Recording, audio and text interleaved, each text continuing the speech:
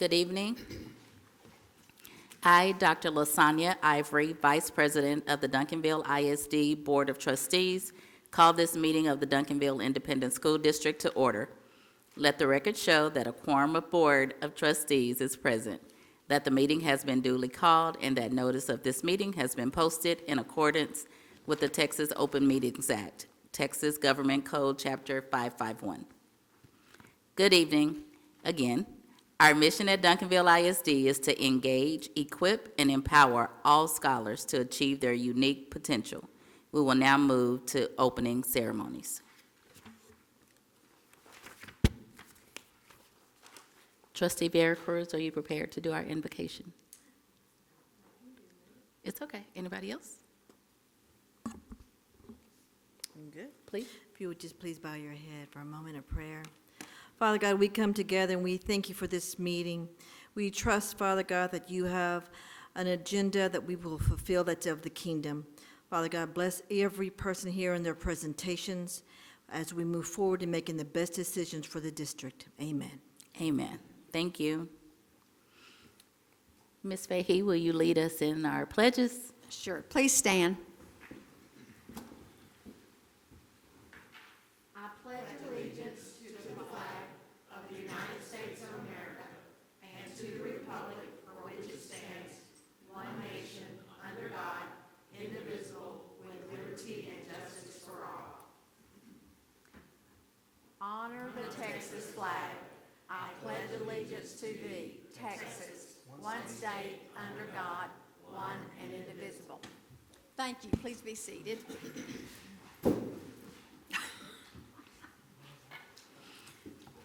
We will now move to communication from citizens to discuss pending agenda items before the board.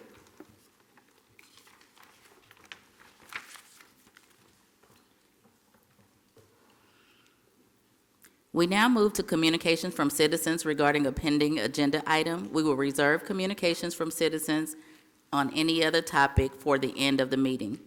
For communications from citizens regarding an agenda item, we received one card. And before you make your way to the front, please allow me to read the following.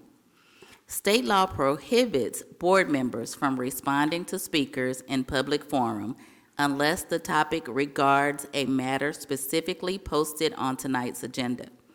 The board will carefully consider any concerns expressed, and an administrator will investigate the matter. At your request, the administrator will contact you regarding your concern. Speakers will limit their comments to 3 minutes. If more than 5 speakers are present, speakers must limit their comments to 2 minutes. Any discussion concerning specific personnel is prohibited in open session. If you wish to address the board regarding a personnel matter, please contact the superintendent's office to schedule the matter for a future closed session meeting. Having stated that, please come forward, state your name and your address, and you may begin.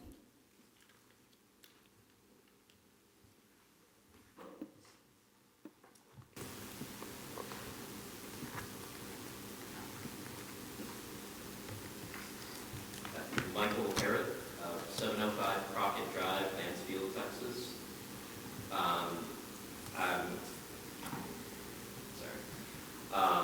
I'm just speaking about, I guess this pertains to the budget and pay raises for teachers in the district. So I'll go ahead and start. Board of Trustees and Dr. Smith, on behalf of Southwest Dallas AFT members and non-members, it is of utmost urgency that you consider an appropriate and deserving wage for all Duncanville ISD employees. Many tenured and loyal Panther staff are dissatisfied with the district and are considering other options for employment for the 2023-2024 school year. Based on salary comparison charts published by the United Educators Association, Duncanville ISD consistently ranks low in teacher salary when compared with other districts in the DFW Metroplex. With a starting salary of $57,000 for teachers, the ISD ranks number 33 compared to other districts in the Dallas-Fort Worth Metroplex. Our district ranks 38th for salary for teachers with 10 years of experience and 35th for a teacher with 30 plus years of experience with a maximum teacher salary of only $68,200. Senate Bill 9 stipulates that a one-time bonus of $2,000 be given to each classroom teacher in the state, or a $6,000 bonus in school districts with less than 20,000 students, which would apply to Duncanville with a little over 11,000 students, but no bonus or pay raise for any other school employees. Although the $6,000 bonus would pertain to Duncanville ISD, it is not enough to compensate for the complete non-existence of work-life balance and deteriorated mental health of our educators. As of today, Senate Bill 9 has not passed and is uncertain if the state will grant funds for these bonuses. Therefore, we ask that the district approve and commit to the following. Allocates 100% of the funds granted by Senate Bill 9 to teacher compensation bonuses if the bill passes. Approves an 8% raise for teachers, counselors, nurses, and diagnosticians. Approves a $20 an hour raise for auxiliary staff, and approves a resolution to reject any diversion of public dollars to private entities in the form of education savings accounts and similar voucher schemes. Pay is not the only factor affecting job conditions, but it is one of the most important. Educators need to be able to afford to take care of their families and pay their bills. In order to be treated as respected professionals, we must be given pay commensurate with our experience and professionalism. The blood, sweat, and tears that we pour into our jobs each and every day to prepare our children for the future must be worthwhile. Educated professionals should not have to work multiple jobs to make ends meet. If Duncanville ISD wants to attract and retain the best and brightest educators, the district needs to up the ante in terms of salary. Duncanville ISD employees deserve a pay raise in addition to bonuses granted by the state for the 2023-2024 school year. We thank the board for its time and for doing what is best for staff and students. Thank you.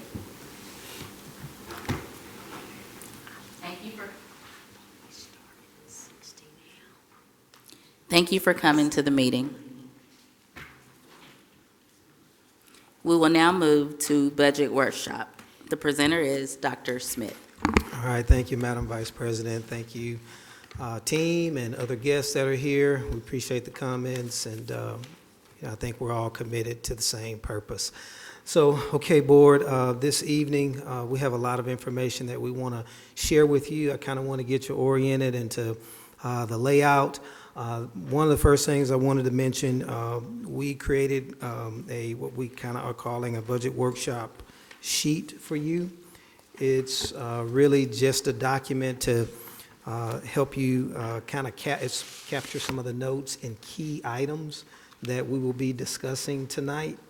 And so I hope that you find that helpful. It's just a helpful tool for you. The other thing to keep in mind is, this is, of course, our first workshop, and we still have a little bit to go before we adopt our budget. So the information that we're sharing tonight is indeed just information. It's based on our research, it's based on our study, it's based on our analysis of a lot of different factors, and so it is information that we are preparing for you to consider as we work toward adopting a budget.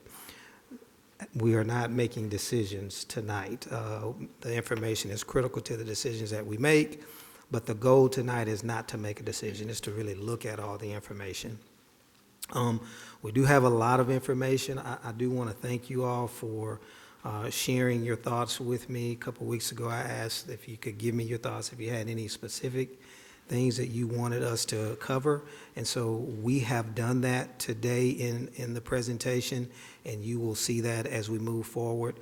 We changed our seating. This is a workshop, and so it's workshop format. And so we have our three main team members who are the owners of most of the topics that we'll be discussing today.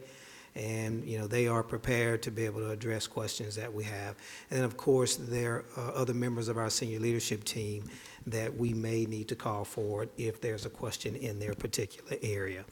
And so as I begin any budget year, I'm always thinking about these three things: our strategic plan, having a balanced budget, and maintaining a competitive compensation plan. So everything that you hear today and moving forward as we work our way to adopt the budget, always go back to these three main bullet points for me. Are we consistent with our strategic plan and the goals and things that we identified as a district that we wanted to prioritize? It's just going to help us work toward a balanced budget. And then, of course, it is a desire of ours to maintain the competitiveness of our compensation plan. So those are three factors that you'll see embedded throughout this evening's presentation. You also have a PowerPoint, a hard copy for you to follow on, take notes, and then ask questions, et cetera. And with that, I'm going to go ahead and begin. We are starting with Dr. Bigby, and between Dr. Bigby, Kathleen Brown, and Dr. Jordan, they'll be kind of sharing the stage because certain slides will call for each one of them to speak to something on the slide, and so they'll be able to rotate the microphone accordingly. I had to make sure y'all had the microphone out there. Okay, you have your individual ones. Okay, good, I got it. Okay, so that's what we got tonight. I'm gonna go ahead and turn it over to Dr. Bigby, who's gonna lead us off. Is it Kathleen? Okay, Kathleen, you're gonna lead us off. Thank you. All right. Good evening, Madam Vice President, Dr. Smith, Board of Trustees. We're going to start off looking at slide number 3. And this is just taking a look back at the decisions that have been made and what has been invested in our staff for the 22-23 school year. And so one of the first things is that in the prior year, our beginning teacher salary was $53,000. And we are very thankful that as a board, you voted to increase our starting teacher salary to $57,000 for the 22-23 school year. In addition to that, a 6.6% salary increase was given for all of our teachers in the district, and that equated to at least $4,000 per teacher with that 6.6% salary increase. In addition to that, all other staff members in the district received a 4% increase from the midpoint of their pay grades. Something new that occurred for our staff members was the loyalty stipend. Staff members in Duncanville who had at least 15 years of experience at the end of last school year, in addition to the either $4,000 if they were a teacher or that 4% if they were in other pay groups, received a $2,000 loyalty stipend, and they are set to continue to receive that loyalty stipend as they are employed in the district. During the year, so those were things that happened prior to the year when the budget was adopted. During the school year, we all know that we've had a shortage of staff, and staff members have been working extra hours and doing everything that they can do to support students and learning.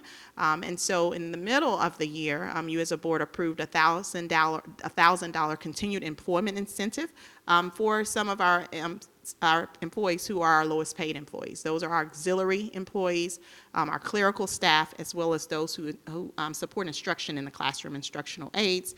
And so they received half of that in December in the amount of $500 and received the other half of that in January in the amount of $500 as well. Also, you as a board increased stipends, the number of stipends that we give out and what those stipends are for, and in some future slides we're going to look at the impact of some of those stipends for the hard-to-fill positions. And market adjustments were also made. So if I received a 6.6% increase or I received a 4% increase, but I needed to have an adjustment to my salary based on my years of experience, for equity purposes, those occurred as well. And for the first time in many, many years, our staff members also saw a decrease in health insurance premiums. We do know that as a district, we contribute $333 per month for medical insurance for our staff members. And so those are some of the things that occurred for the 22-23 school year. Next slide. So when we look at our stipends, we know that securing staff, we know that there's a shortage of certified staff teachers in the state, in the nation. And so in order to recruit, retain staff members in these hard-to-fill areas, our sign-in bonuses that are listed here. This is not an exhaustive list. This is some of the stipends and sign-in bonuses that we have. One of the ones that we often talk about is our $7,000 sign-in bonus for bilingual certified teachers. That's one of the top ones in the state. They receive half of that the first year and half the next year. And in addition to that, they receive a $5,000 annual stipend as well. And so those others that are listed here are just some of the ones that are in those hard-to-fill areas for us. One that was new for us on last year was EOC-tested areas. So at our high school, as we know, we have those EOC-tested areas in English 1, English 2, and U.S. history, and biology, Algebra 1. Algebra 1 and biology already receive a sign-in bonus and a stipend as a hard-to-fill position. On last year as a board, you also added those other EOC areas, English 1, English 2, and U.S. history. That proved to be very helpful to us. It didn't help us fill everything, but it did help us to make sure that we were recruiting staff to help us in those areas. Okay, I'll turn it over to Dr. Bigley. Good evening, Madam Vice President, Board of Trustees, Dr. Smith. The next slide, slide 5, brings to you the cost of what Ms. Brown was just talking about. The salary increases with benefits was $5.9 million. The longevity stipends cost right at $600,000, to a total of $6.5 million. To fund that, we couldn't fund it from the general fund budget. We took $4 million out of the ESSER budget, the normal one, and you see the rest of these were carryover that we didn't spend in 21-22, but we had those funds available out of ESSER for the $6.5 million. And just bring your attention that nothing of this came out of fund balance last year. It was all out of ESSER funds. Also bring your attention that those are going to run out. Before we go to the next slide, can you go back to the stipend slide? One of our board members had a question and we missed it, so before we advance, let's make sure that we, ask if there are any questions. So thank y'all. The slide actually before this one. Okay. Okay, yeah. So, Ms. Brown, that 1,000 continued employment incentive for auxiliaries, Yes, ma'am. is it correct that those are the December or January, they would not have received a paycheck that month, is that correct? That's not everyone in those pay groups. A few of the employees in that pay group, that would be true. We have some employees that they are paid as they work. And so when the holidays come around in December, when we're out for the winter break, we have employees who they may drive or they may be a food service assistant, and their pay is contingent upon when students are present. And so for some in that pay group, that was true. And we received great feedback that was very helpful to staff during that time of the year. I did too. Thank you. Yes, ma'am. Thank you. Any questions on the compensation page? And once again, we have set aside some money in ESSER for next year, which is the last year we'll have ESSER. We'll get to that later, but it's the $4 million that you see at the top. That same $4 million is coming out of next year's ESSER to pay for these raises. So we can't apply it to anything we do this year because we're still covering the ones from last year. Just want to make that clear. Okay. Next slide. This year's revenue.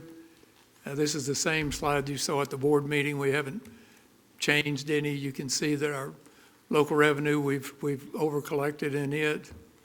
The state revenue will come. It just comes later. Actually, they don't finish their fiscal year till the end of August. So sometimes we don't get those funds until late in August.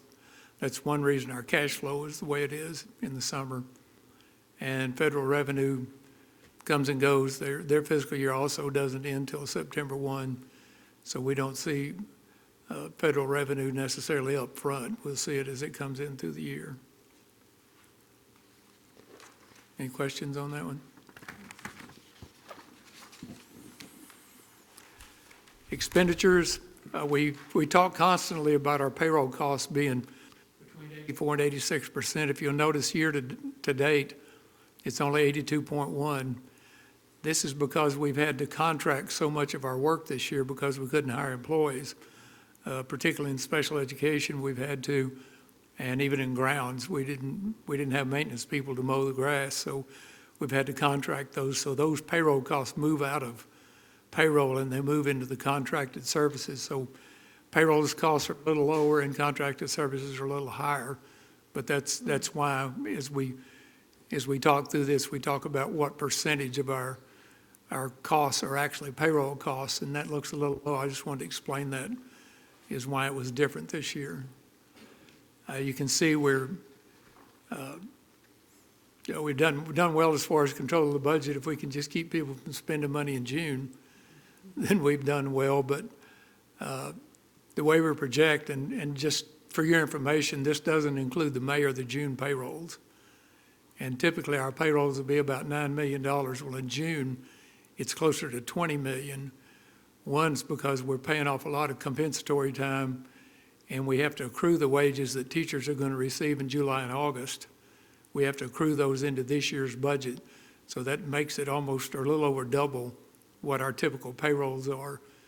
So as you see that $37 million remaining, a large chunk of that just is going to go to May and June payrolls.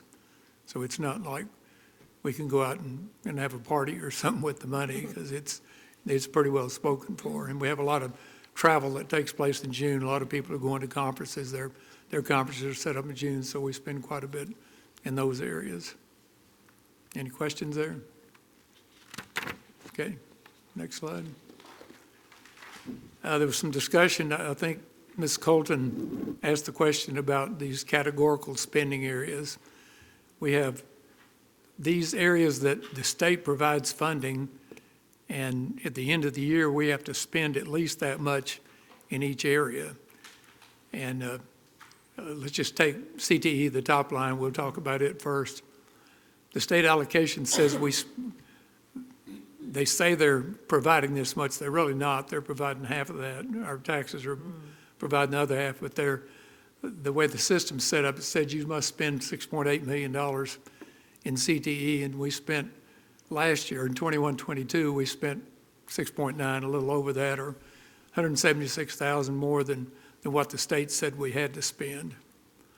Special education, and this is the big one for every district, we're not unique, is the state says they'll provide $4.5 million in funding, and we spent a little over $12 million on special education. And if you've been in any of our schools and you've seen the situations, you understand that this is extremely expensive to take care of special education students, and we're getting more of those, and we're getting more that we're basically a one-on-one situation in sometimes. Yes. And it's very expensive personnel-wise to keep up. So that's why we're doing this. I've looked through many summary of finances of other districts, and they're doing exactly the same thing. They can't keep up. If you remember, excuse me, a couple of sessions ago, the TEA decided that they were going to cap us at 12%. You couldn't, no matter how many special ed kids you had, you couldn't identify more than 12%, which finally reason took over, and they said, okay, if they qualify, then they should be served in special ed. We serve a little more than 12%, but that's a highly expensive area that the state is typically, well, in my 35 years, they've never funded it properly. And from the bills that are out there, even though there was some talk about changing how they funded special ed, none of that made through to help. So this is going to be an annual occurrence for every district. Comp Ed, Dr. Jordan's going to talk about some things that take place in Comp Ed. A lot of this is we take incremental percentages of some of our people. The law allows to counselors, a certain percentage of that can be applied to Comp Ed. So we just do that as a percentage. So sometimes, even though it says we spent all of that in Comp Ed, some of that's actually people's salaries. We just took a percentage of it and put it in that category to satisfy the state. So even though we're overspending in that area by what it says there, it's really not that big of an over expenditure because it's people we're going to be paying anyway. Same thing with bilingual, except those, as that population grows and their needs grow, and we do more of the dual language situations, it's expensive. Mm-hmm. And those kids deserve every penny we can put in there for them. So that's, we we don't make any apologies for overspending that because that's what it takes to run that program. Early childhood ed, this is kindergarten through third grade. It's strictly just formula driven is what they provide for us, and that's pretty well what we spend in those areas that are designated to that. Dyslexia spending, once again, we could spend $1 million here and help our kids if we had the money. And CCMR is college career military readiness, and that's pretty well a floating number, even though well, actually the math's wrong there. That should have been $100,000, but even though we overspend it, it's totally driven by what the state provides. I did some projections for next year to show you that we're going to be, can we go back? 22, 23.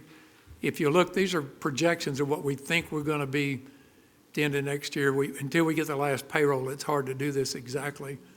But you can see they're much closer, special ed, to what the state says we should be spending in that area. So we worked on pulling those percentages down. Yes, ma'am. Okay, so how does the state determine how much to allocate for each area? You talked about SPED. What about the other ones? It's the same way. Each student that's classified into one of these areas gets a special weight. You know, typically a child is supposed to be one if they're not, but we don't need to talk about the differences there. But as you get into each area of special ed and comp ed, there's a percentage like a 1.2 or a 1.3. Well, they factor that against what we're supposed to receive for each child. And then they designate that in an area, and then a certain percentage of that is what we have to spend. Okay, so is that pre-K is 0.5 times the population that you have that fit that category, or am I? Now, every one of them is a different funding formula, like a. Well, yeah, so for pre-K, Oh, no, they really don't. We just get to count them like they're only half here. okay. That doesn't fall into, any of these pre-K doesn't even fall into the early education. That's as far as determining what our ADA is. Okay. So instead of 1, they're a 0.5, you're right there. Okay. But they don't fall into this categorical spending. Okay, so the funding that the state gives us is determined, they have X number of dollars per each student who falls within these categories, and it's dependent upon which category it is, how much money it is, right? Yes, ma'am. Okay. Yeah, all of them are totally different. Some of the legislation that's pending, that the way it looks, they're not going to pass anything, but that's pending out there changes this a little bit, but every one of them has a different kind of weight. And then, so how often does the state evaluate the actual costs to educate the students that fall in this category? And I know you said that, like, for SPED, they don't give us, you know, not even 50% of the amount that we need in order to, you know, provide good education for the students. So how often, and this is not a question for the district, but do you know how often the state determines how much money to allocate for each one of these, or how often do they review? In my 35 years, I don't think they ever have. Okay. Now, they've set up committee after committee to look into these things, and as you know, the School of Finance was in the courts for years and years and years, and what they never could determine, even at the court level, was how much it cost to educate a child.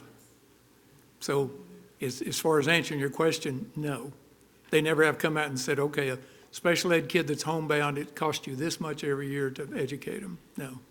They gave us these weights, and they've been there for years and years and years, and have never looked back. Like I said, they appoint all these interim committees between the sessions, and they never get anything done. I mean, I'm not trying to be cruel. It's just a fact. Yes.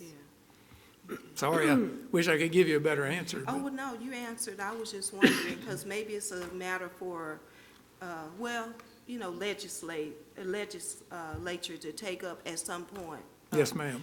And maybe. Wholeheartedly agree. Yeah, okay. Thank you. Yeah, they need to come live with us for a little while. Wouldn't take long. Yes, ma'am. Dr. Bigby, I want to get some things straight in my head. Our kindergarten starts with 5-year-olds. Is that right? 5 and 6-year-olds? So our pre-Ks would be 5-year-olds, 4-year-olds, and 3-year-olds. Just 4 and 3. Okay, 5 are actually, they count as a whole kid. okay. Five's a whole child. Yes, ma'am. But the 3 and 4-year-olds are half but all day. Half, okay. Do all of our elementary schools provide the 3 and 4-year-old group? I'll pass this to somebody else. I don't, About how many of those pre-K kiddos do we help? So not all of our elementary schools provide 3 and 4-year-old services. We have them zoned right now. Our hope is that we can have pre-K 4 at every elementary school. We're moving towards that model for sure. And then as our 3-year-old numbers are growing rapidly, it looks like we will also need to add pre-K 3 at all of our elementaries in the next 2 years. So not this upcoming school year, but it'll take us 2 years. Okay, thank you. Thank you. and part of that is we feel like that's a good investment. If we can get them Yeah. at 3, then hopefully they'll stay through high school. We have another question. Trustee, Yes, I do. So, thank you, Vice President. So, Dr. Bigby, I have a question. So, state allocation, you have expenditures and differences. So, explain one more time. So, state allocated that amount in the first category. Right. The They middle say- one, Well, they say you have to spend this amount of money in that Yes. category. In the We s- middle one, the expenditure is what we actually spent in that category last year and then on the far left. And then what, third one's the difference between those two. we paid that out. We did. We as a just pay it, district? we just pay it out of the general fund. Right, We just, okay. That's what I wanted. we don't get any help for that at all. And that's what I wanted you to Yes, ma'am. repeat. Thank you. I'd just like to make a note that that CCMR should have a 1 in front of the Right. 38,000. Yeah. I noticed I- snapshots, so we Yeah. just want to note that that's, Yeah, either that or we're really doing some bad math. it's okay. Everybody, straight on this, I know it's a really difficult concept to get your hands around, but it's something that CFOs deal with from the first day to the end day. That's why one of the most important people we have in this district are the attendance clerks and the people that enter these students as they come in, that they get them in the right category, because it's a tremendous amount of difference in funding. True. If they leave a student out that's bilingual or one that would qualify for comp ed, then it costs us money. So it's critical, and we've been working on it for the last 2 or 3 years with PEEMS, and they've worked very hard to get this down to where it's a better situation. But it's not just the average daily attendance that matters, it's how we record those students when they enter. It's really important. And I think our principals totally understand that now. Thank you. Okay, next slide. This is how most of that money is spent, just so you'll know. The categorical money, 93% of it goes to payroll. It pays people, and then that leaves very little for the others. 3.7% is in supplies, 2% is contracted, and 0.4% of travel. They don't spend any of that money hardly at all in any kind of travel. It's all tied up in our people. Okay, questions? All right. Madam Vice President, Board of Trustees, Dr. Smith, I just want to take a moment to walk us through the information that Dr. Bigby shared with the categorical spending. So when we look at special education, that's one of the areas where we spend about $7.5 million over what's allocated for us. The first thing that I want to point out is our increasing enrollment with our special education students. So in 21-22, we had 1,146 special education students in Duncanville. For 23-24, we are projected to serve 1,529 special education students. One of the things that I love is we have families who are coming in to say, we love what Duncanville ISD does for our special education students. So we have many families moving in for those services, but as you can see, our numbers have grown rapidly over the past couple of years. So what I want to do is just walk you through 3 different students. So looking at special education, let's take Joseph. Joseph is a special education student who's on the autism spectrum. He enrolls in Duncanville ISD. Joseph will receive resources to support specially designed instruction. As a student with autism, he may need a weighted blanket. He may need noise-canceling headphones. He may need some stimming or sensory stations. Those are all provided to him.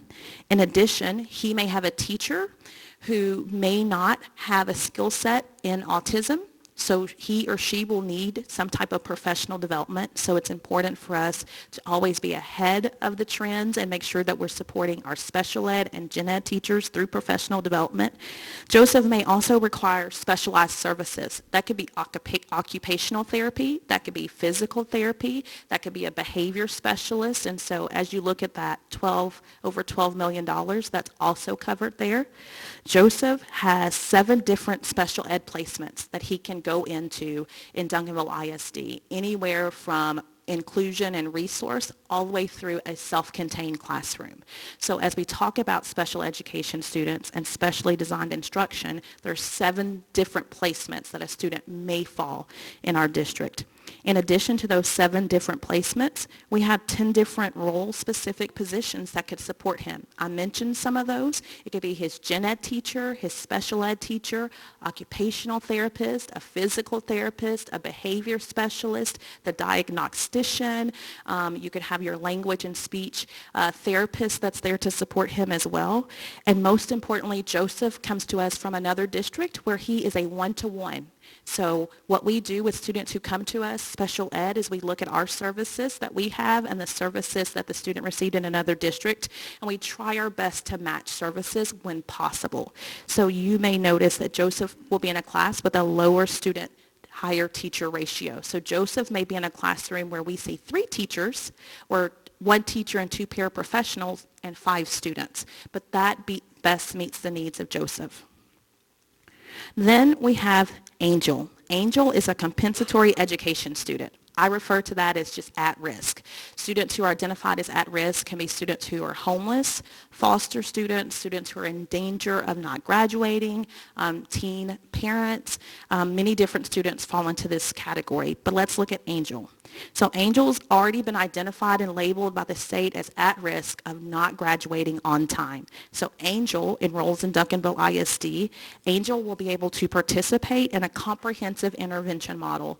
Thanks to your approval in our November board meeting, you all approved for us to purchase resources across the board. It was Do the Math, My Path, and what we called SIPS, which is a phonics program for our students. Joseph or Angel also has personnel that has been skilled in intervention, whether it's through the teachers, whether it's a new director or the coordinators that can best help guide our teachers and leaders on how to meet her needs through intervention time. We also have ongoing professional development. Of course, our priority is always Tier 1 instruction, but we do have students who come to us with gaps and deficits, and so it's important to grow our staff in those areas. And then Angel may have an opportunity to go to PACE or Summit, depending on her needs, and our state compensatory education also supports those campuses as well. And then our last student, Mark, you can see arms up, super excited, enrolls in Duncanville ISD as a bilingual student. Mark is exposed to culturally responsive resources that help support bilingualism and biliteracy. And that looks like readers that support diversity. That looks like materials that are given to Mark in Spanish and in English that helps bridge the language. That looks like classroom resources to promote a language-rich environment. If you walk in any of our dual language classrooms, you will see many different posters in English and in Spanish. We call them sentence or question stems. It helps our students begin to speak in their L2 and get them out of their comfortability with L1. You will see Mark's teachers participating in professional development. Teaching a student in a dual language classroom in 2023 looks a lot different from many years ago. You will also see Mark's teachers participating in curriculum development, and that is so important. We've focused a lot this past year on making sure that our curriculum meets the need of our bilingual students and our special ed students, all students. So we have teachers who are working to make sure we have inclusive curriculum instead of exclusive curriculum. You also will see Mark's teachers and parents participating in our Region 10 co-op. Our Region 10 co-op provides teachers and parents access to PD offered. And so we have a bus that we take up to Region 10, and our parents all go to learn about how to support their students at home and what they can do to help bridge the gap. And then you will see that Mark probably participates in language assessments throughout the school year, and it's loaded and housed in a centralized software that helps to make sure that we remain compliant, but also that we have the resources and supports needed to meet Mark's needs. I only walked you through 3 of those areas. Do you have any questions at this time?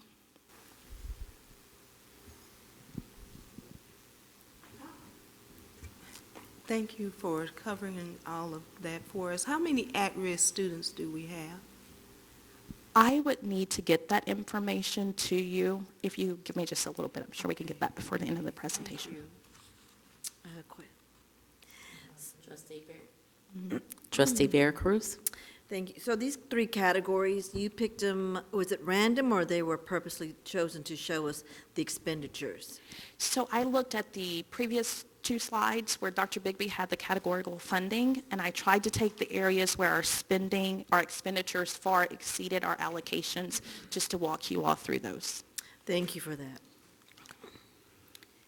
I noticed that we don't list transportation in the first category, but just for the board and others that are listening, that is an additional cost, because even if that first row, I can't remember the names, the first one? Joseph. Joseph, even though Joseph may live in the same neighborhood as students that are in general ed, Joseph will have a separate bus that he will ride, so that's Yeah. additional cost True.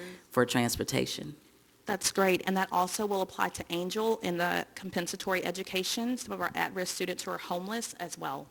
Transportation that we provide, they may live in a different school district zone, but they Yes. choose Duncanville ISD, and so we do provide transportation to them as well. Yes. In here while we have transportation on the top. Absolutely. The state funds us at about 1/3 Yes. of what it costs to transport our students. Yes. Wow. And that's actually one of the bills that appears to be dead, was going to increase that tremendously, but Right. so far it's not gone. But it's another one of those that, just like the categoricals, that we spend so much more. They were given. You know, if we don't do it, we're not going to get our kids to school. Yes. By law, we don't have to transport anybody but the special ed kids, but if we want to have a school, we have to transport them. Yes. So Yeah. just keep that in mind, that we don't get funded for that Yes. appropriately. And Mrs. Colton, we have 9,089 at-risk students. Thank you, Pam. Was 9,089 out of 12,000? Oh, Puts into okay. perspective, huh? Yeah. Okay, thank you. You're welcome. Absolutely. Hence, our Title I Yep. schools.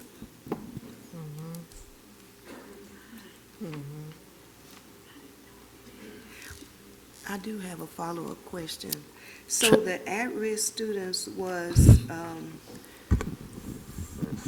I guess, characterized to include those that are at risk of not graduating, I guess, on time, teen parents. What? So it's Homeless. just economics. Okay, anybody, any student that is economically disadvantaged. So it could include students that are economically disadvantaged, but it also branches out past that. So you do not have to be economically disadvantaged to be coded at risk. So you could be a foster student, you could be homeless, you could be at risk or in danger of failing the STAR exam, meaning that you failed your STAR exam 2 to 3 previous years prior. You could be a teen parent. There are many different categories. So you could be economically disadvantaged, but you don't have to be considered at risk. Your attendance also can cause a student to fall in that at-risk category, attendance, absences, tardies. That's what I was thinking, is that if the at-risk are not attending, our ADA is not going to show great numbers. Madam Vice President and Dr. Jordan, if you could also highlight the state's definition of what an at-risk student is. And there are several bullets. You highlighted many, but there are other indicators. And any student that meets at least one of those is an at-risk student. So when you hear that 9,000, you know, it could be that maybe they didn't pass the STAR test. It may not be, or it could be that they fall in multiple categories. So it just kind of depends.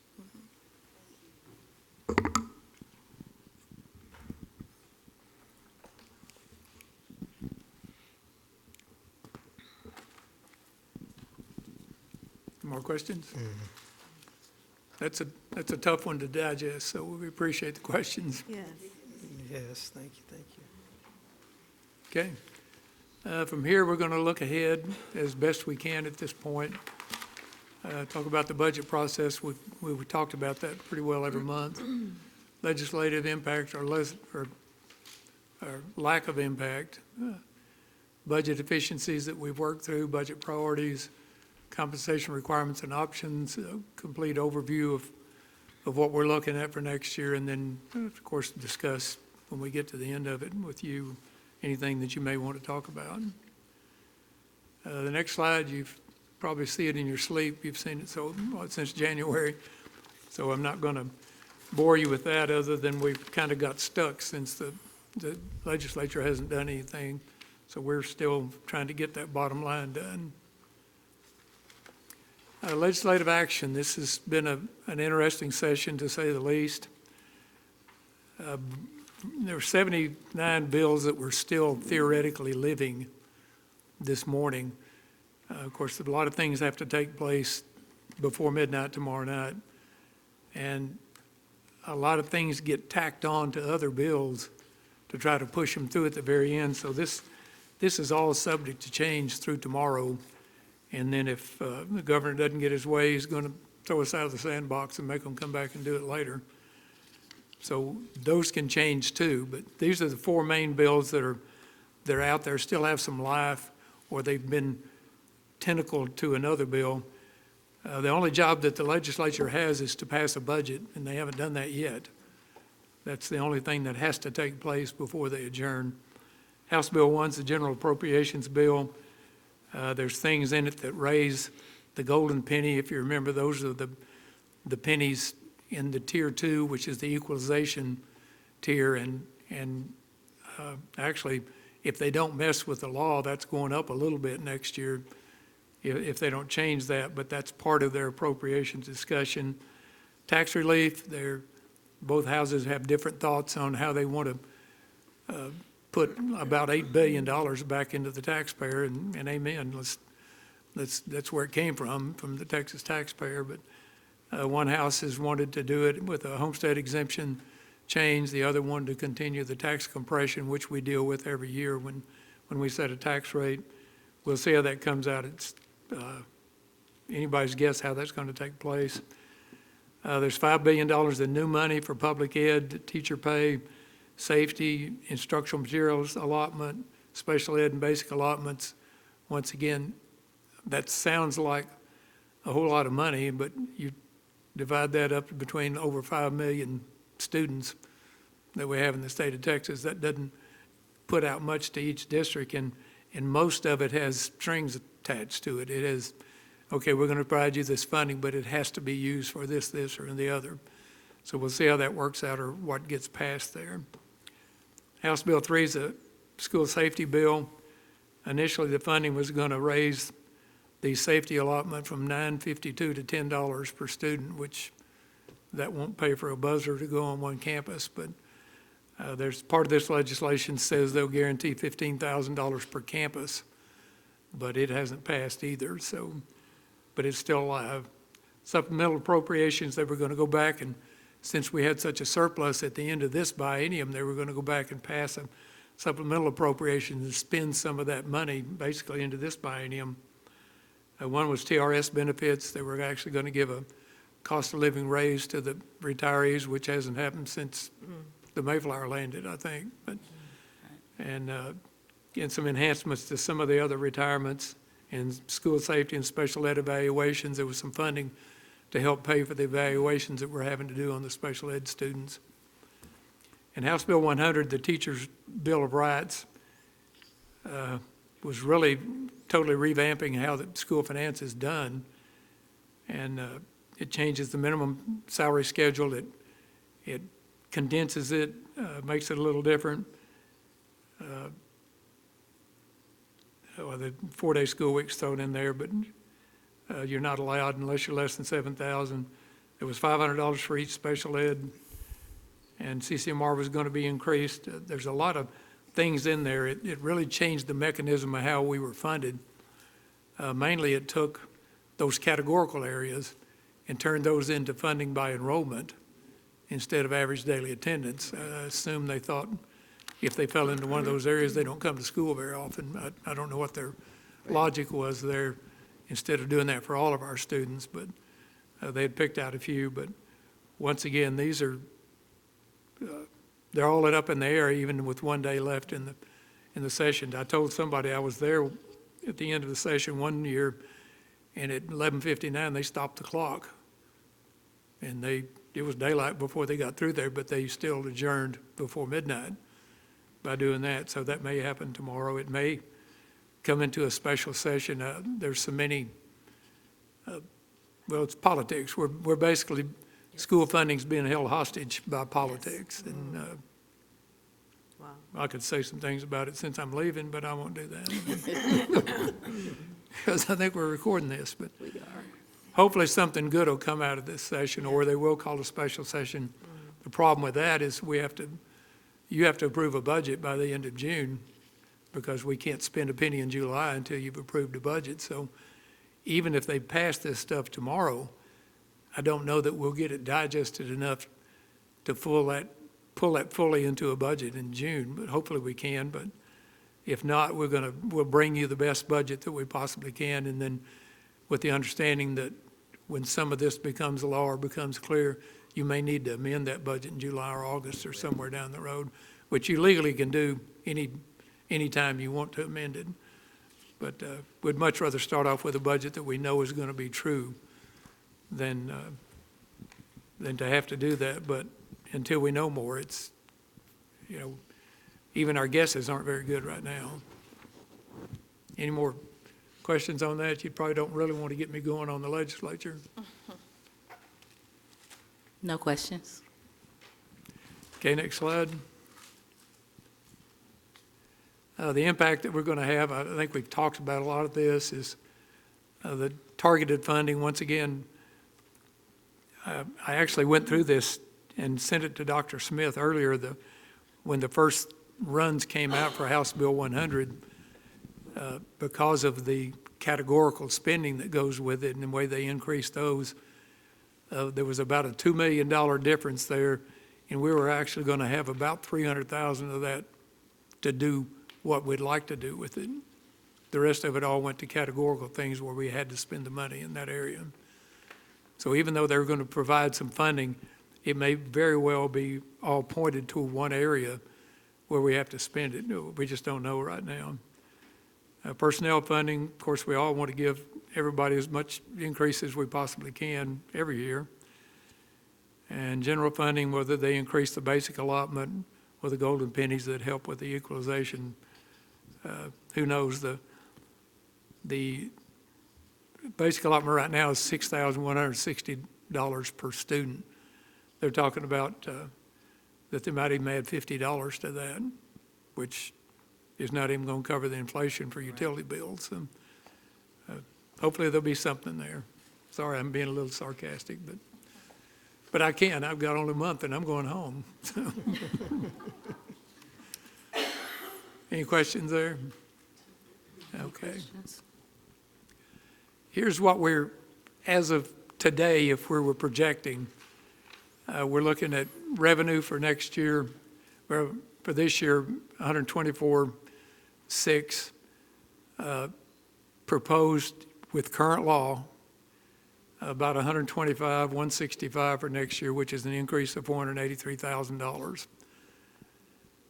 Our estimated expenses, and that's just looking at where we are now with, if we were fully staffed, and with the inflation that we've had to add into insurance and utilities, those things we know that have gone up considerably, then our expenses right now are estimated at almost $128 million, or a deficit of $2.8 million as current law reads. And that's without doing anything for pay increases or anything. That's just covering what we already have and the little bit of, in fact, the only inflation adjustments we did were on insurance and utilities, even though there's going to be some differences in gasoline and basically everything we do, there's some inflation in food. And of course, this is just the general fund. It's not the food service fund, but still there's going to be some inflation just from things that our teachers want to buy. But this is not adding that much into it. Questions? Okay, the next slide is not very telling. Our current M&O rate is 93.29. If you remember, every year when our certified values come out in July, the end of July, then the state actually plugs those into a formula and they tell us what we can set our tax rate at. What it amounts to is we can only gain 2.5% more than what we had the year before, hence the capped tax rate. So we can't tell you next year what our M&O rate's going to be until we get our values in July. So it's going to be less than 9.329. We know that. They're going to compress it some. If they do pass a homestead exemption raise, then it may not be as compressed as much because the homeowner will be saving money because of the homestead exemption. But that one doesn't help the businesses at all. So if it's just a pure compaction of it, it helps everybody. But we won't know that till the end of July. Even the legislature does something until we get our values. We can't calculate that.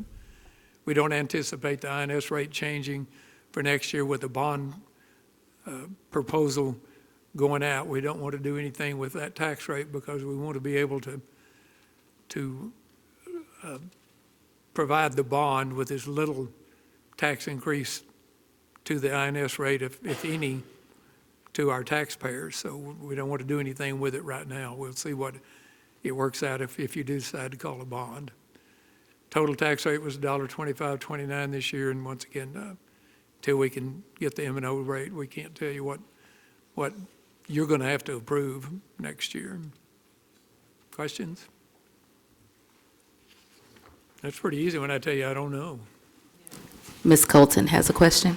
Yes, ma'am. Dr. Bixby, what proportion of our property tax revenue is derived from residential? Oh, off the top of my head, it's in the 70% range. We just don't have much commercial property in the district. Okay. It may be even higher than that. I can get that for you, but I don't have it off the top of my head. Okay. But we're very home driven as far as our taxes go. But I'll jot that down. Thank you.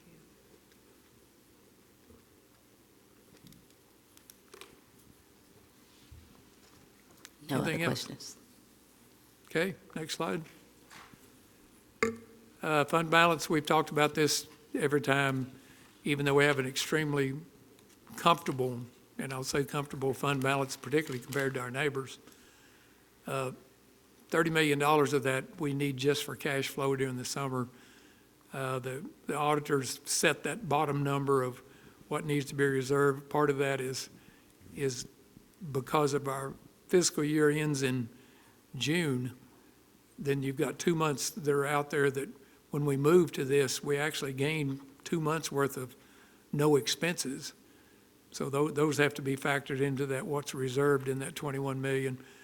Part of it is there's a retirement system set up for our people that aren't covered by TRS substitutes and those things. So that's what goes into that number. But it leaves you $13 million that's certainly discretionary, and some of this other could be too, but at this point, I would be comfortable with saying that's discretionary, but, you know, I'll go to my grave not telling you that you don't need to spend all of that. That's my job, it's to do that. But we're very fiscally sound right now, and quite frankly, a lot of our neighbors aren't, and they're digging themselves a deeper hole as we go. ESSER funds for next year, that ESSER number, ESSER 2, we have to have all of that spent by the 1st of September because that grant ends then. That's actually, we spent down, bought a couple of things, that's down to about $100,000 left in that grant. There's 6.1 or so left in ESSER 3, which we can spend next year. If you'll look at the bottom where the little squiggly arrow goes to, this is how it's spoken for. $4 million is in there, as I spoke earlier. This is to cover the raises that we gave last year. $750,000 with the stipends and schedule changes that we did last year. Salaries for positions, this is actually a little low. We're going to have to finagle that, but these are people that were hired purely with ESSER money that came in, and they were hired with the understanding that they may not have a job at the end of the ESSER funding. Right.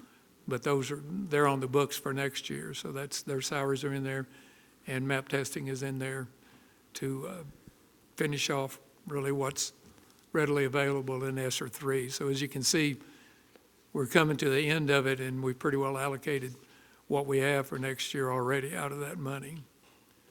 So it's been good. We've done a lot of good things with that money, but like everything, all good things come to an end somewhere. And you're having to pay for it anyway through your federal taxes. So. Dr. Bigby, Yes, ma'am. the MAP testing, the amount that's connected with MAP testing, what is that? That's the achievement tests that are given. I think, No, I know what the MAP testing is. Yeah. I mean, the cost. Yeah, that's the cost that I think that we paid last year, and I just carried it over. For the software? It's the cost for the software for both MAP growth and MAP fluency. Okay, thank you. I knew she knew a whole lot more than I did.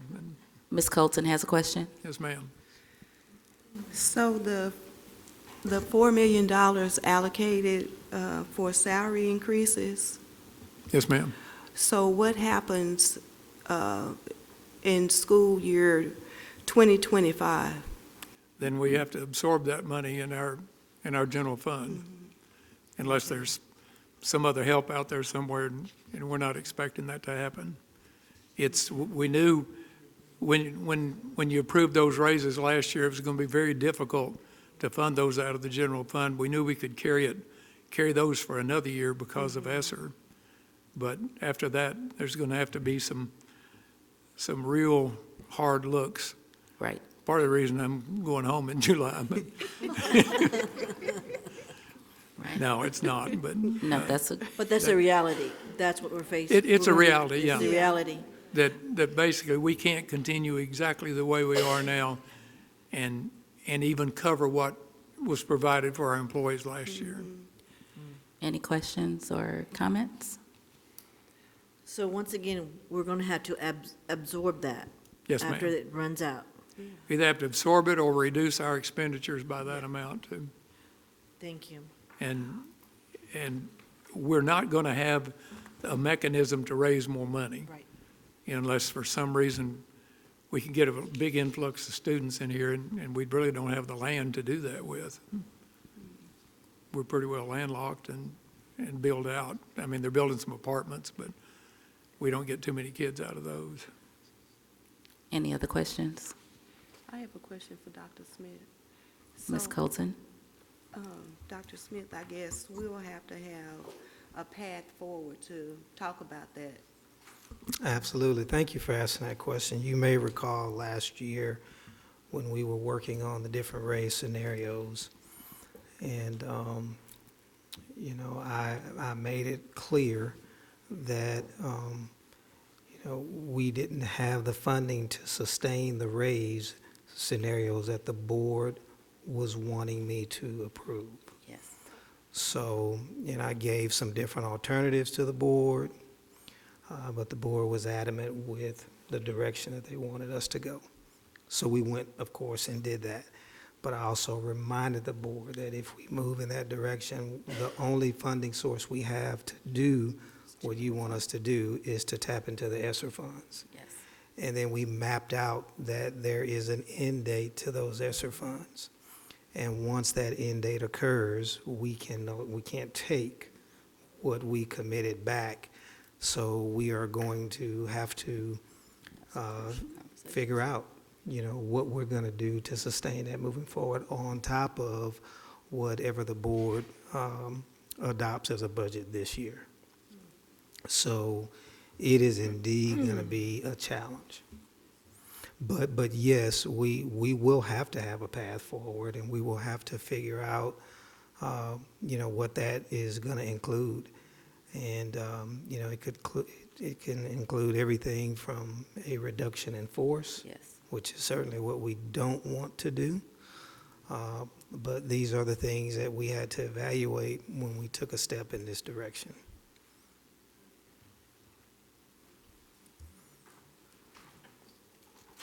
Any other questions? Board has no questions.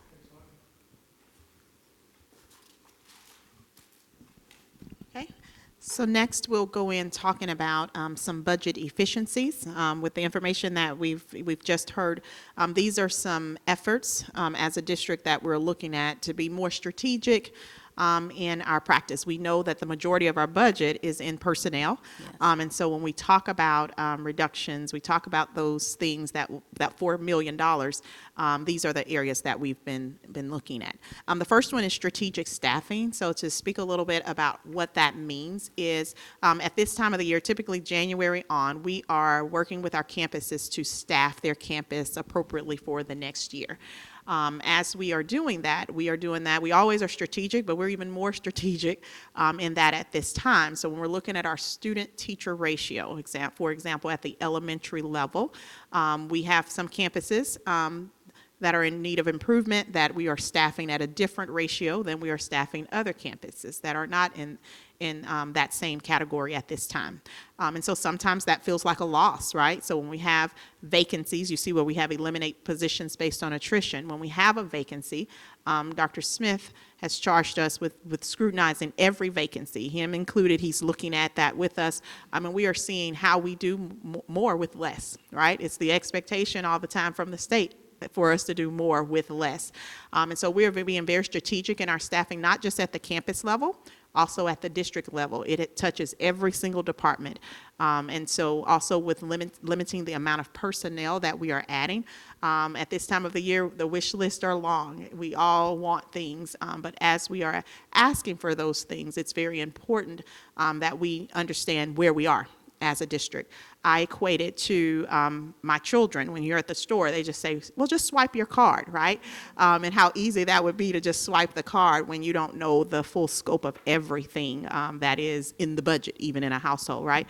And so when we are looking at limiting added personnel, we're looking at the key initiatives and the goals that you all have as a board, that we have as a district, and making sure that if we are to add anything, that it is aligned with that and what the justifications are for us to add anything. And so it's a great process, and we've had that process in place, but in the state that we're in, it has become even more strategic at this time. Do you have any questions about strategic staffing, the limited personnel, or how we're eliminating any positions through attrition? Okay, I'll turn to you. Ms. Vera Cruz? So when you spoke about the student-teacher ratio, and does that mean that you look at campuses and you can ask the students to switch schools because of the amount of students in one classroom on the campus? Yes, ma'am, we could do that, but one of the things that Dr. Smith has been very passionate about is students being able to go to their home campus. So Okay. how we do that is the state says that we have a 22-to-1 Yes. ratio at the elementary level. In previous years, many previous years, they do it every year where there is a waiver where we're able to go over that amount. But at all campuses, we don't do that, right? So at some campuses, we're going to honor that 22-to-1, and even when we're not honoring that 22-to-1, as a district, we have limits for how far above that we will go. When we think about the facility study and the all campuses aren't created equal even with space, there's a lot of factors that go into how many students can be in a classroom at this particular school just based on the structure of that campus. Thank you. Yes, ma'am. Next line item was departmental budget reductions, and some in this room it happened to. But each department turns in a budget request each year, and we compile those and see where we think we're going to be as compared to the year before and as compared to where we think we're going to be. This year we sent quite a few of them back with some revisions in them to, we cut about $1.5 million out of those requests, and hopefully they'll be able to do everything they need to do without that. We also had a tremendous number of what we call additional budget requests in the neighborhood of $4.7 million worth of, and virtually none of that was personnel. Those were just supplies and things that the departments feel like they need, and we haven't been able to approve any of those. Wow. A lot of those could be covered if we pass a bond. There's buses in there that are needed. There's HVAC work that needs to be done in there. So we're really hoping that the bond piece comes together and we can fund some of those things, but we can't fund them out of the general fund this year for sure. Okay, and then the supplemental spending, we've tried to look at everything that people are buying. Can we get by without that? And we have some, particularly in the elementary level, they don't get much money anyway, so they don't spend much money on those campuses. So they're pretty tight already with the campus budgets. But we were looking at every way we can to say, okay, do we have to do this? Do we have to do that? And we haven't found any glaring pieces that we can save. Okay, we can save $1 million here, but we're working on saving the 1,000 here, 1,000 there. Right. Just every little bit helps. I had a superintendent one time say, well, that's just a knit, a small amount. And I said, well, yeah, if you knit long enough, you get a sweater. Yes. So we're looking at every one of those little corners, trying to find a place where we might be able to reduce our spending. So that's what that means. I think Ms. Brown had something else. And I'll add to that as it relates to the strategic staffing. Another way that we do that is through monitoring programs at our campuses. So I'll use an example, our bilingual programs and the campuses that support our bilingual students. And some of our campuses, just how we're currently zoned, their numbers sometimes are very low in those areas. And so that is a charge that we have to monitor that. And we don't just monitor it for a year over time. And so we are making some changes in that area. If a program is not able to have enough students at a campus, then that's a program that we may shift to another campus. And that is the only time you may see that students may be impacted where they may be moved. Yes. So we can better support them somewhere else. That also helps us in the shortage that we have in finding certified bilingual teachers. So if we have a campus and we don't have a bilingual program at that campus, then those teachers are able to support at a campus that has enough students to have a program at their campus. So many different ways, but I wanted to give you a real example of one way that we're doing that. Okay. Thank you. Questions? Ms. Colton? Sorry. Dr. Bixby, you had stated that you had like $4.7 million in requests that we were not able to fulfill as a part of the budget. And within that number, we had some buses that we would like to acquire. Mm-hmm. So are these replacement buses, or are they new buses for additional Most routes? of them are replacement. We're driving some very old buses that are very expensive to fix, even if we can fix them. So we really need to upgrade our fleet, not just for growth, but just for the fact that we're running quite a few old buses. Okay. They do a great job out there of patching them back up, but after a while, you just have to replace them. So is there a replacement fund? No. No, it's Now, everything. most nearly everybody now is doing it with a bond election. The way the bonds are set up now, that you have to pay off whatever section of the bond is used for short-term items, like a bus is 13 years, where you have to set the bond up to where within 13 years, those buses are paid off in the bond, because people were doing it and they were financing them for 40 years. You're not going to drive a bus for 40 years. So technology or any of those things that you buy through a bond, then you have to set up your payments to where you pay those off as their useful life ends. I do have a question. Do we know how many buses are needed currently? I mean, you said fleet. Is it the whole Like fleet? all of them. I think Mrs. Zamora Is it- can tell you Oh, okay. more about that. So we have 69 buses. 38 of those buses are over 16 years old. So the lifespan of a bus is 12 to 15, and so 55% of our buses are over that age. So we could use all new ones, but definitely we have a lot more. Here, trade with me this one. Thank you. That'd be great. So out of our 69 buses, 38 of those are over 16 years old. And so that's 55% of our buses that are beyond their lifespan.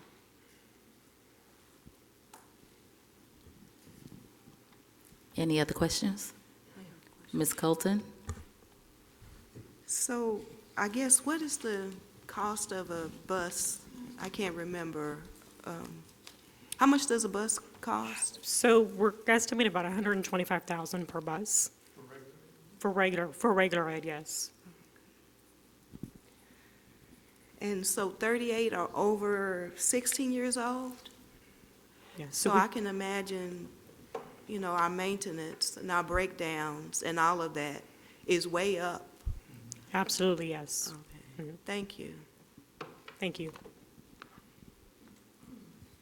Yeah, and Any more questions for? that staff out there is commended because they do keep those buses rolling and keep them safe. No more questions. Okay, the next slide talks about priorities, and these are things that Dr. Smith has certainly emphasized and that we all feel like are very important as far as we start putting a budget together. Student academic support is number one, competitive compensation, academic resources and curriculum, bond and facility planning. You have to spend some money to do that. And the new Holsworth partnership, I don't know how much has been discussed with that, but that's really going to have an impact on our leadership in the district. It's a very well-known thing, and we've actually included that in the budget numbers that we're working with so far to fund that. So Dr. that's as we went through here, that was the priorities that we were looking at. If I may interject, I want to talk a little bit, we've been talking about the accountability updates and the accountability changes, and so, of course, I love to see student academic support as number one on our priorities, but really want to remind us as the accountability year is coming to an end for us, looking at students where we talked about we have over 80% of our students are economically disadvantaged, over 77% of our students are at risk, which is what the state considers in danger of failing or not passing for the year. Really looking at the new test. There's new question types, so students now are having to write and provide a written typed response. Students now are reading about social studies, history, and science in their reading exams and needing to be aware of both science and social studies while taking a reading or a math exam. They're also really having to focus in on filling in the blanks or inferencing. Again, talking about students who come to us maybe with limited experiences, a lack of awareness. When we talk about that at-risk group of students, students. Dr. Smith mentioned this earlier. There's 13 categories for at-risk. So Ms. Colton, when you said I said 9,000, you were like, wow. Well, those are students who have been in a residential placement. Those are students who received some type of behavior or mental support. Those are students who are foster, homeless, pregnant. Those are students who've been in an alternative education program, expelled. Students can be at risk for multiple years. So it's something that happens over time, and us needing to educate them. I really think about the new accountability system as every student receives an individualized education plan. It is important for us to not only meet their social and emotional needs, it's important for us to help them with all of the other things as well. Unfortunately, the state will not be finalizing our accountability system. So yes, our students have already taken the STAR exam. They've already completed their EOCs, but we won't have cut scores, which will tell us pass or fail. We won't have how we performed as a district, how our campuses performed until August. And so we are doing what we can with the limited amount of information that the state has released to make sure our curriculum is set up for success for our students, but we will be making adjustments, I anticipate, in August as well as we have that final information. Right. Thank you. Ms. Fahey? As a district, do we receive more funds, state and federal, per student if that student is at risk or at poverty level, or all the funds over each student's head the same dollar marks?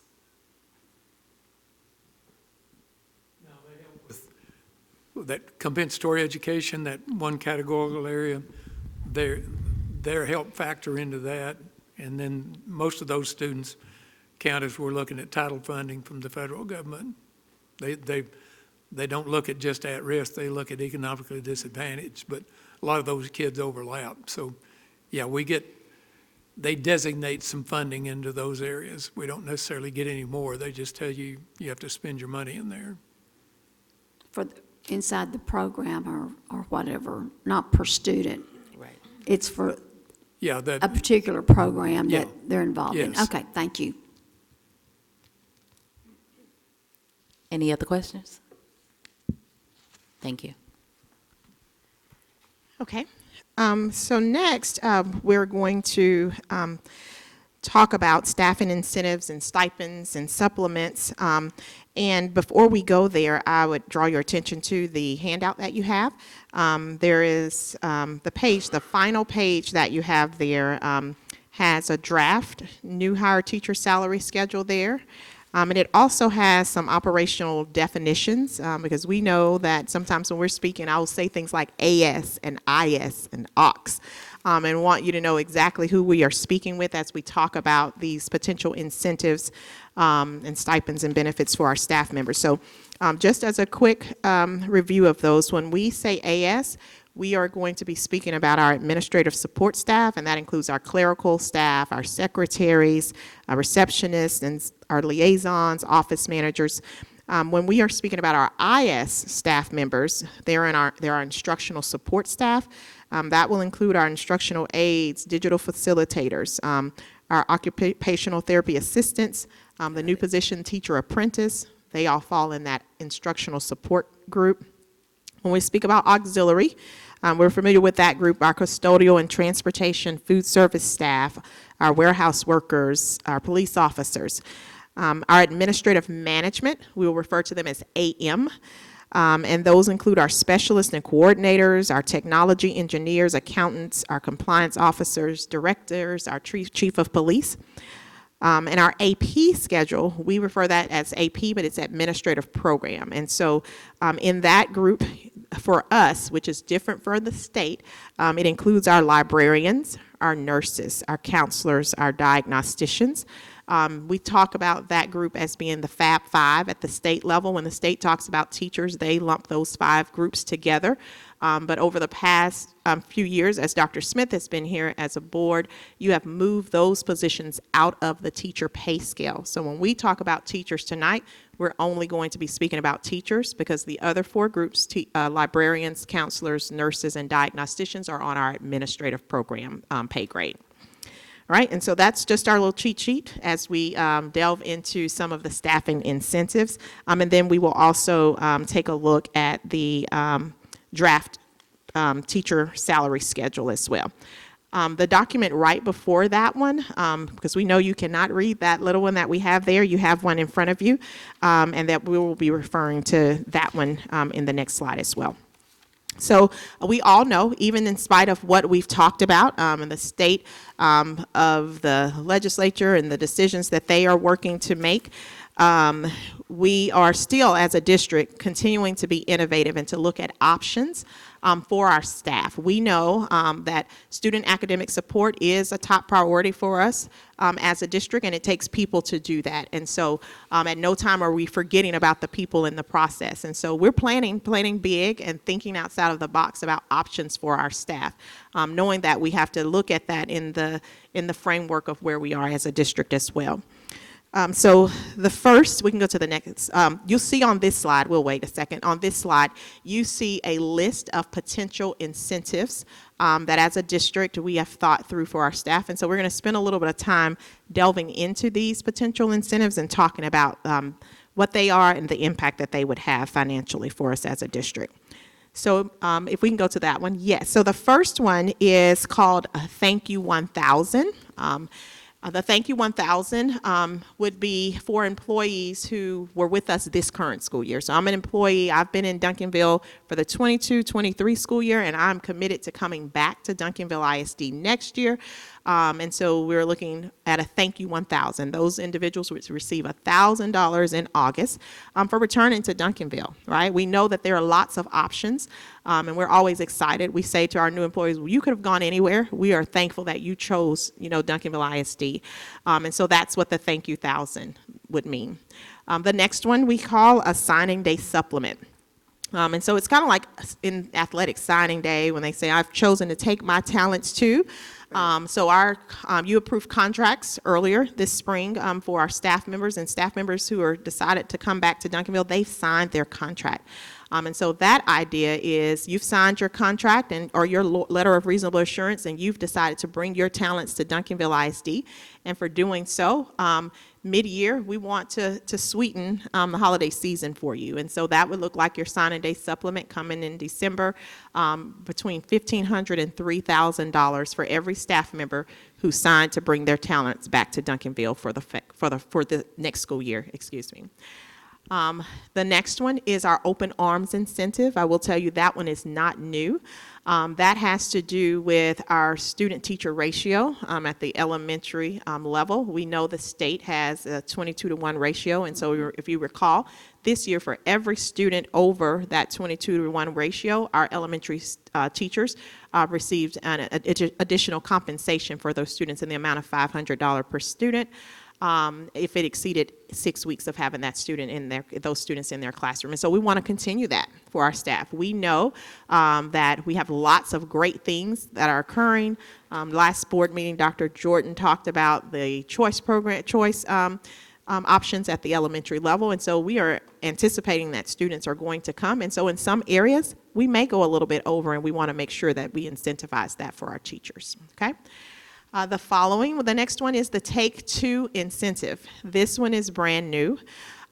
You are familiar with proximity learning, K-12, Elevate K-12. Those are options that we have used as a district over the past several years when we have vacancies to have a teacher be virtual for our students. So the certified teacher could be anywhere, and they are teaching our students remotely. Well, we've thought through that of why can't our own teachers do that for our students, right? So we've been paying someone to do that, and so this idea takes our secondary teachers, and so I'll give you an example. I'm an English 1 teacher at Duncanville High School. And the next door, there's supposed to be another English 1 classroom taking place at Duncanville High School, but there's a vacancy, right? So instead of me just teaching my class, instead of the teacher being in New York teaching our students here in Duncanville, this teacher who's our teacher, they've received all of the professional development that we've been talking about. They know what the expectations are in Duncanville. Why could we not make that classroom live for the teacher next door? So instead of that happening through a proximity learning and Elevate K-12, that happens for our own teacher. And so instead of having their students, they have their students, and they also have another set of students who are getting that live instruction remotely from that teacher every day. The benefit of that is that virtual teacher who's not with us, they never get to be in person with those students. If I am here in district, I can teach my class one day, and then the next day I can go, and so everyone gets face time with that certified teacher. And we still utilize the position that we call digital facilitator, and that's the person who is in the class with the other students when the teacher is not live with them. We would incentivize that for our teachers to where our secondary teachers would receive a $3,000 for every class. So if I'm a high school teacher and I do that for 5 class periods, I've just earned $15,000. The impact for that budget-wise is not an impact because the money we would use for the Take Two incentive is from the vacancy. It would pay the digital facilitator. It would also pay the additional compensation. And that digital facilitator would support that teacher with pieces that they can, inputting grades, parent communication, and the professional development would be in place to help them. So we're really excited about the potential of that incentive. Okay, I've talked about 4, and I know that there were a lot of details, so if it's okay, I'll stop there and see if there are any questions about those before we go further. I call those super teachers. They're Take Two incentive, I'll talk to, I'll say that's a super teacher. Super teacher. So these are sweet deals that we're offering currently. No, ma'am. These are things that through talking with groups, Dr. Smith has a group that he meets with, his teacher leadership council group, groups of teachers in various areas, or not just teachers, our auxiliary staff, thinking through other ways that we can provide incentives So to this is sweeten. coming soon. Mhm. So some are, and the next slide, couple of slides will show us the ones that are current and the ones that would be new for consideration. Okay. So I do have a question. These are not active right now, right? That's what you just said. So the open arms incentive, that one is active. That is the student-teacher ratio at the elementary level. That is one that is active now. The Thank You 1,000 it would be new. The signing day supplement, that is new. The Take Two incentive would be new. So these would supplement their income? Absolutely, Okay. absolutely. Okay, any questions? We're good. All right, so the 15 or more assurance, as excited about that one as the others. The 15 or more assurance would set the minimum hourly rate for any employee in the district to $15, right? And so we've looked at how that would impact our staff, and on further slides, we'll look at some live examples of what that would look like. So no employee in Duncanville ISD would be paid less than $15 an hour with the 15 or more assurance. Okay, we can go to the next one. All right, the next one is the sensational sign-in bonuses. Those are not new. You'll remember the first or second slide in the presentation listed some of the sign-in bonuses that we have as a district. And so that's not new, but it does have an impact on total compensation for individuals who are new to the district. The perfect attendance pay, we've talked about that. And so give you a little insight of what that will look like. When we talk about student achievement, students need to be at school to learn, but guess who else? Our staff needs to be here to support that academic success that we want for students. And so perfect attendance pay is something that we're looking at, incentivizing that. And we looked at several options, but where we've landed right now, because we want it to be attainable for staff. So it's by semester. If you have at least 90%, not even perfect, we're calling it perfect attendance, but perfect in the state, in the eyes of the state for a student is that 90%. The same would be true for staff, and they would receive $250 the first semester if they met the expectation, $250 the second semester if they met the expectation. And each semester, if you are in that group, you go into a drawing, and so you may end up with $1,250 if you are the lucky person who's drawn. We want to incentivize people being present for our students, okay? The next one is recommend a friend incentive. We talk about recruitment and retention. When we speak recruitment, one of the biggest ways still for Duncanville is word of mouth. Yes. People tell people, they talk about how great it is to work in Duncanville ISD. And so we tell people we're not a perfect place, right? Where there is no perfect place. However, we are a fantastic place. We believe in our people. And so people recommend them. right? And so I often tell you all, people leave, but they always come back, right? So when people recommend someone and they stay at least 90 days with us, right? That is a credible year of service in the eyes of the state. That person who recommended them will receive $150 for doing so, because we know that that's a huge, huge recruitment effort for us. And then the last one here on the slide is the Panther Loyalty Stipend. That one is not new. That is what you approved last year, the loyalty stipend for those individuals who were in the district for at least 15 years, where they received $2,000, and they continue to receive that as long as they're in Duncanville. The consideration would be to continue that moving forward as individuals reach 15 years in the district. Any questions about those potential incentives? I do. Do we have any recipients? Do we know how many recipients we have for the open arms, or is that one of them that we haven't started? Is that So what you do we have said? any recipients on the previous slide for open arms? Yes, ma'am. Yes, that one is not new. We have So we recipients don't of know that. that one. Okay, so that's Yes. coming. I love this. I love the fact that this is sweet, you've called them sweet deals, and this will be added on to their income. Yes. So as options for consideration. They options. all cost. I will tell you all Absolutely. that. They all Absolutely. come with the cost there. So if we can go back to the slide that has the breakdown. The next slide actually shows you, and this is where it shows you, it has check marks by those incentives that are up for consideration if there's something new, and the cost associated with that. You know, and then there is a cost. So if the thank you 1,000, we'll use that one for an example, that would be new. And you'll see it broken out. As of the date we finished the presentation, there were 1,559 employees that are set to come back to Duncanville on next year. And if we gave the $1,000, the thank you 1,000 to everyone, you see the cost. And it's just broken out by group. If we didn't do everyone, what those groups love it. would cost. The signing day supplement is the same. It would be $2.8 million for us to do that for the groups that are listed there, and an additional $921,000 for those other pay groups that are listed there. Okay, and then you can see the other ones listed down that are new and the cost associated with them. I will draw your attention to the health insurance contribution.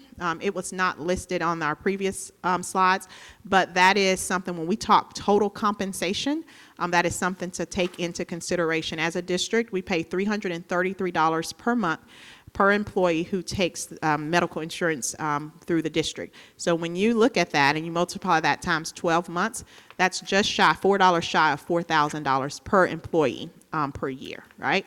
And so that is a sweet deal to work in Duncanville. Every district doesn't give 333. So when I'm counseling with people as they may be leaving the district and they may say, well, Ms. Brown, this is what I'm going to make. This is what we sit and talk about. Okay, so they said they're going to pay you $60,000, right? What are they paying towards your medical benefits? I don't know. Let's look. Let's go on their website. Let's take a look, right? So that's what that's about, because we need to make sure that people are making very informed decisions. So when something sounds good on the surface, dig a little deeper. The same thing we would tell our students to do, okay?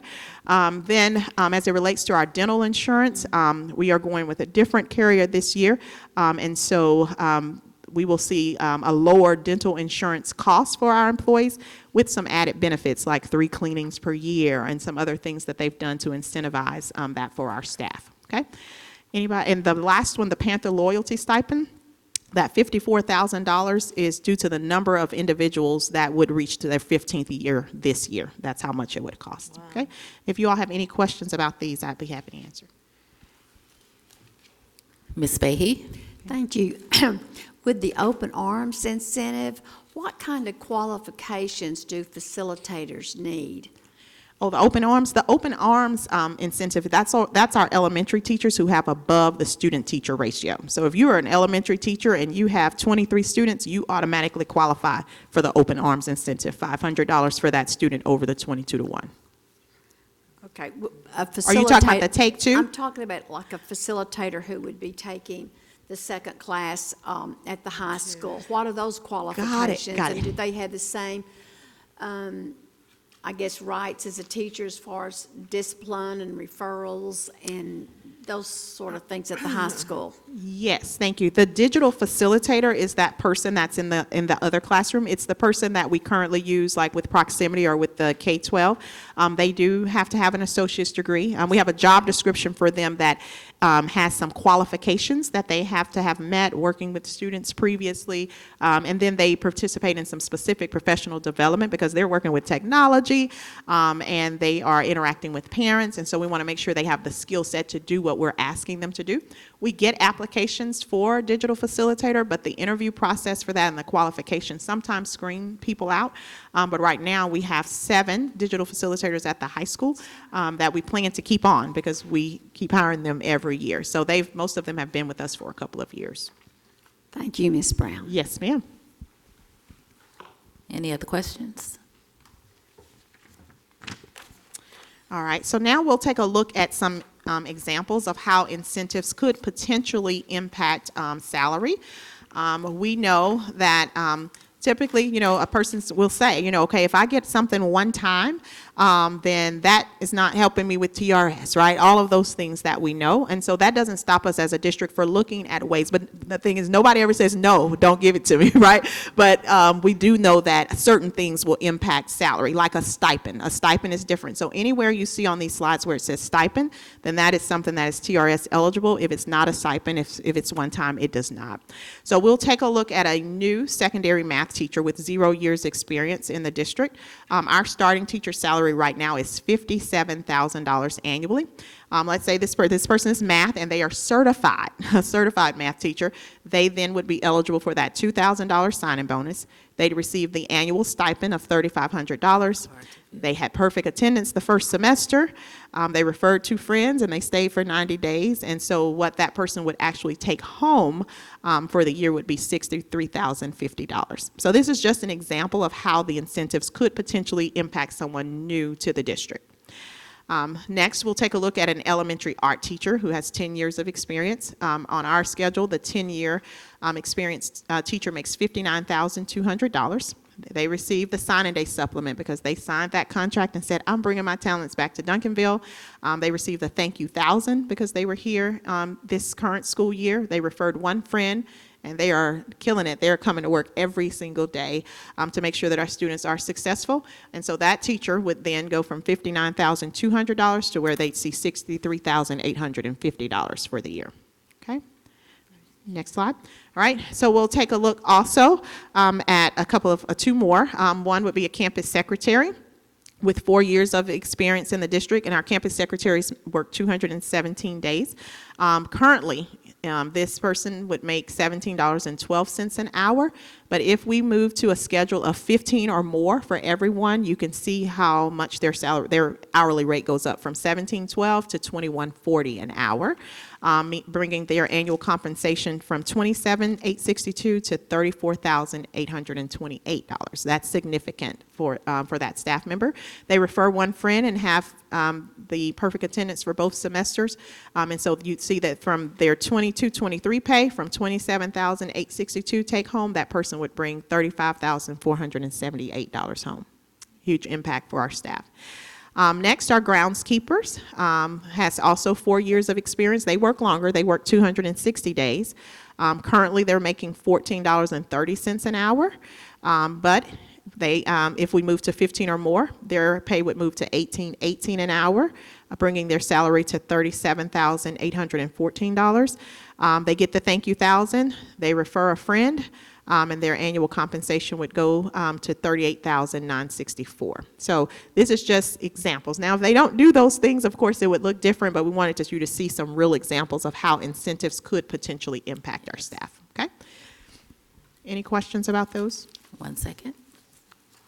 Ms. Colton? Mrs. Brown, on the signing day bonus, would there be for new teachers, would there be a cutoff date?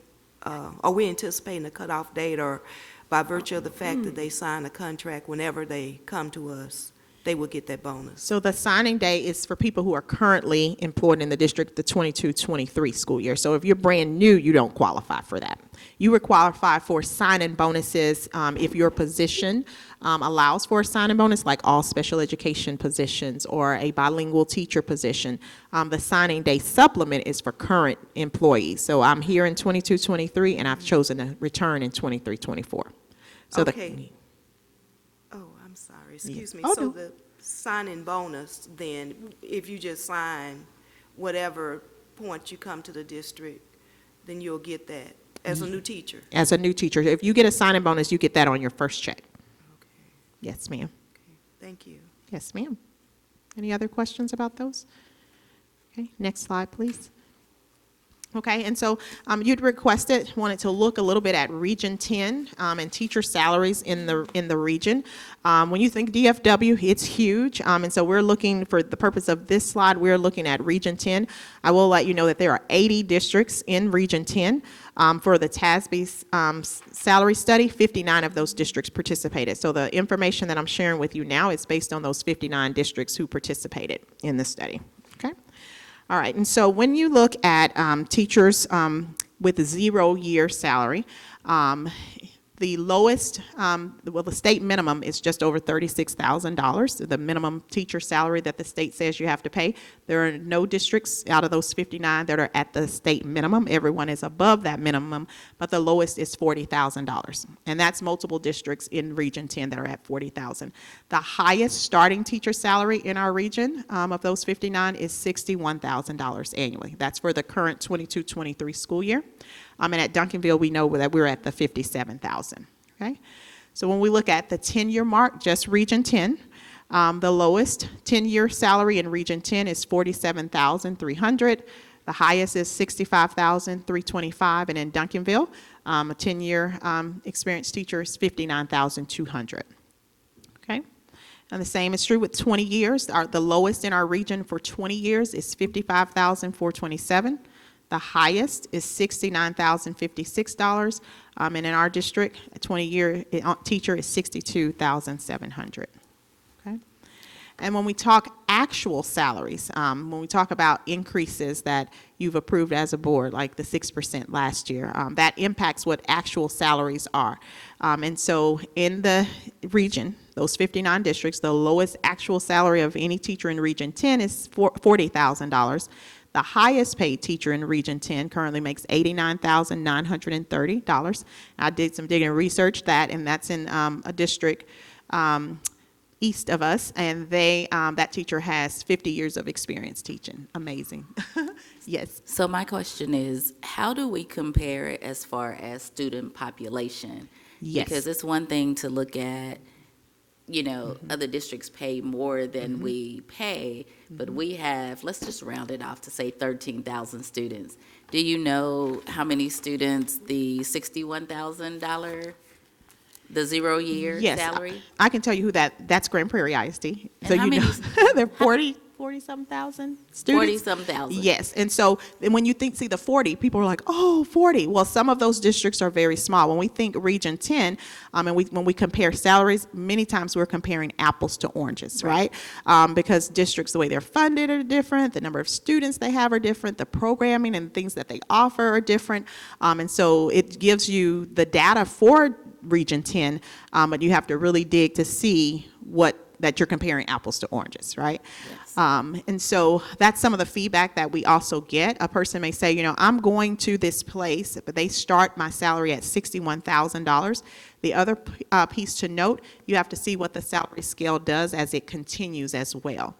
So I may start really high, and then I flatline, right? And so one of the districts that falls into one of these categories, the attract on the front end is very high, but there's very little change in them. And so at some point, they meet up with us and we surpass them. So you have to look at it in its entirety to really understand what's going on, as a district. And so when you have tenure in Duncanville, it pays to stay. We always say that it pays to stay because you have benefited from all of the raises and things that our board has approved.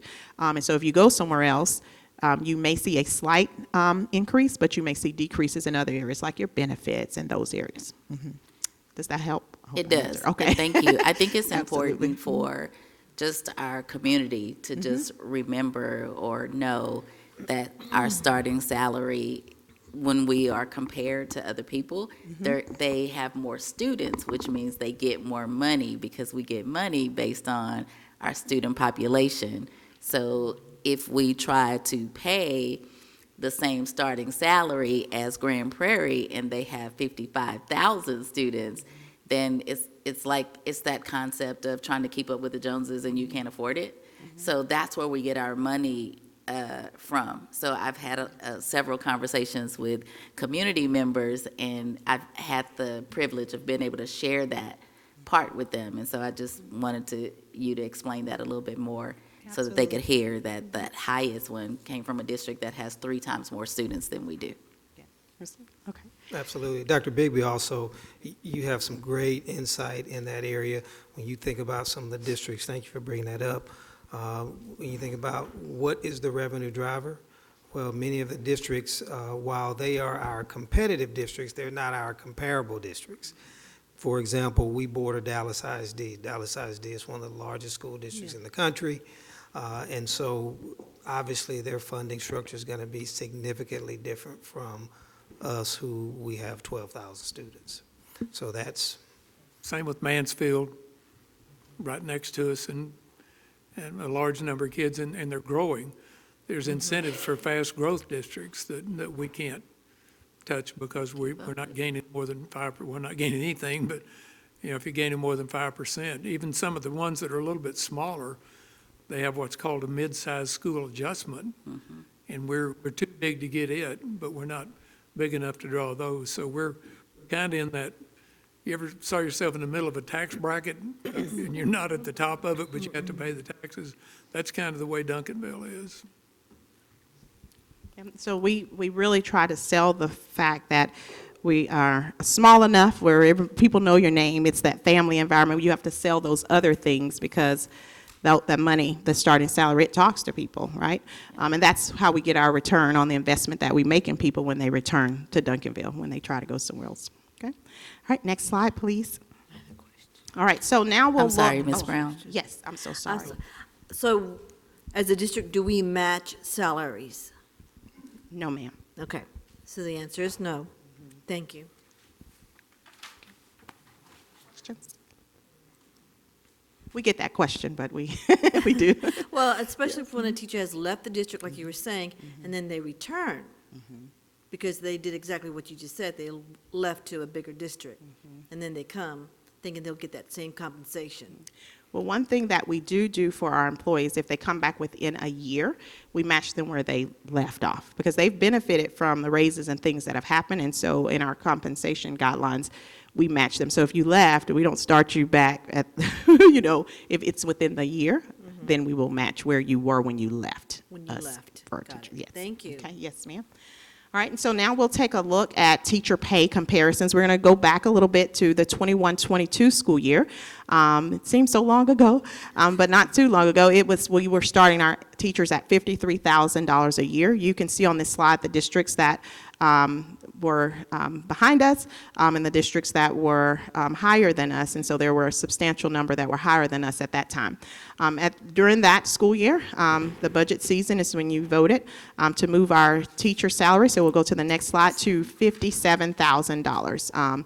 And I know that may not seem big. That is huge, a $4,000 increase from our beginning salary. And so when we were doing that, we know that every other district was also in their budget time. And so as we're changing, they also are shifting and changing as well. And so that $57,000, you can see where it put us for the 22-23 school year.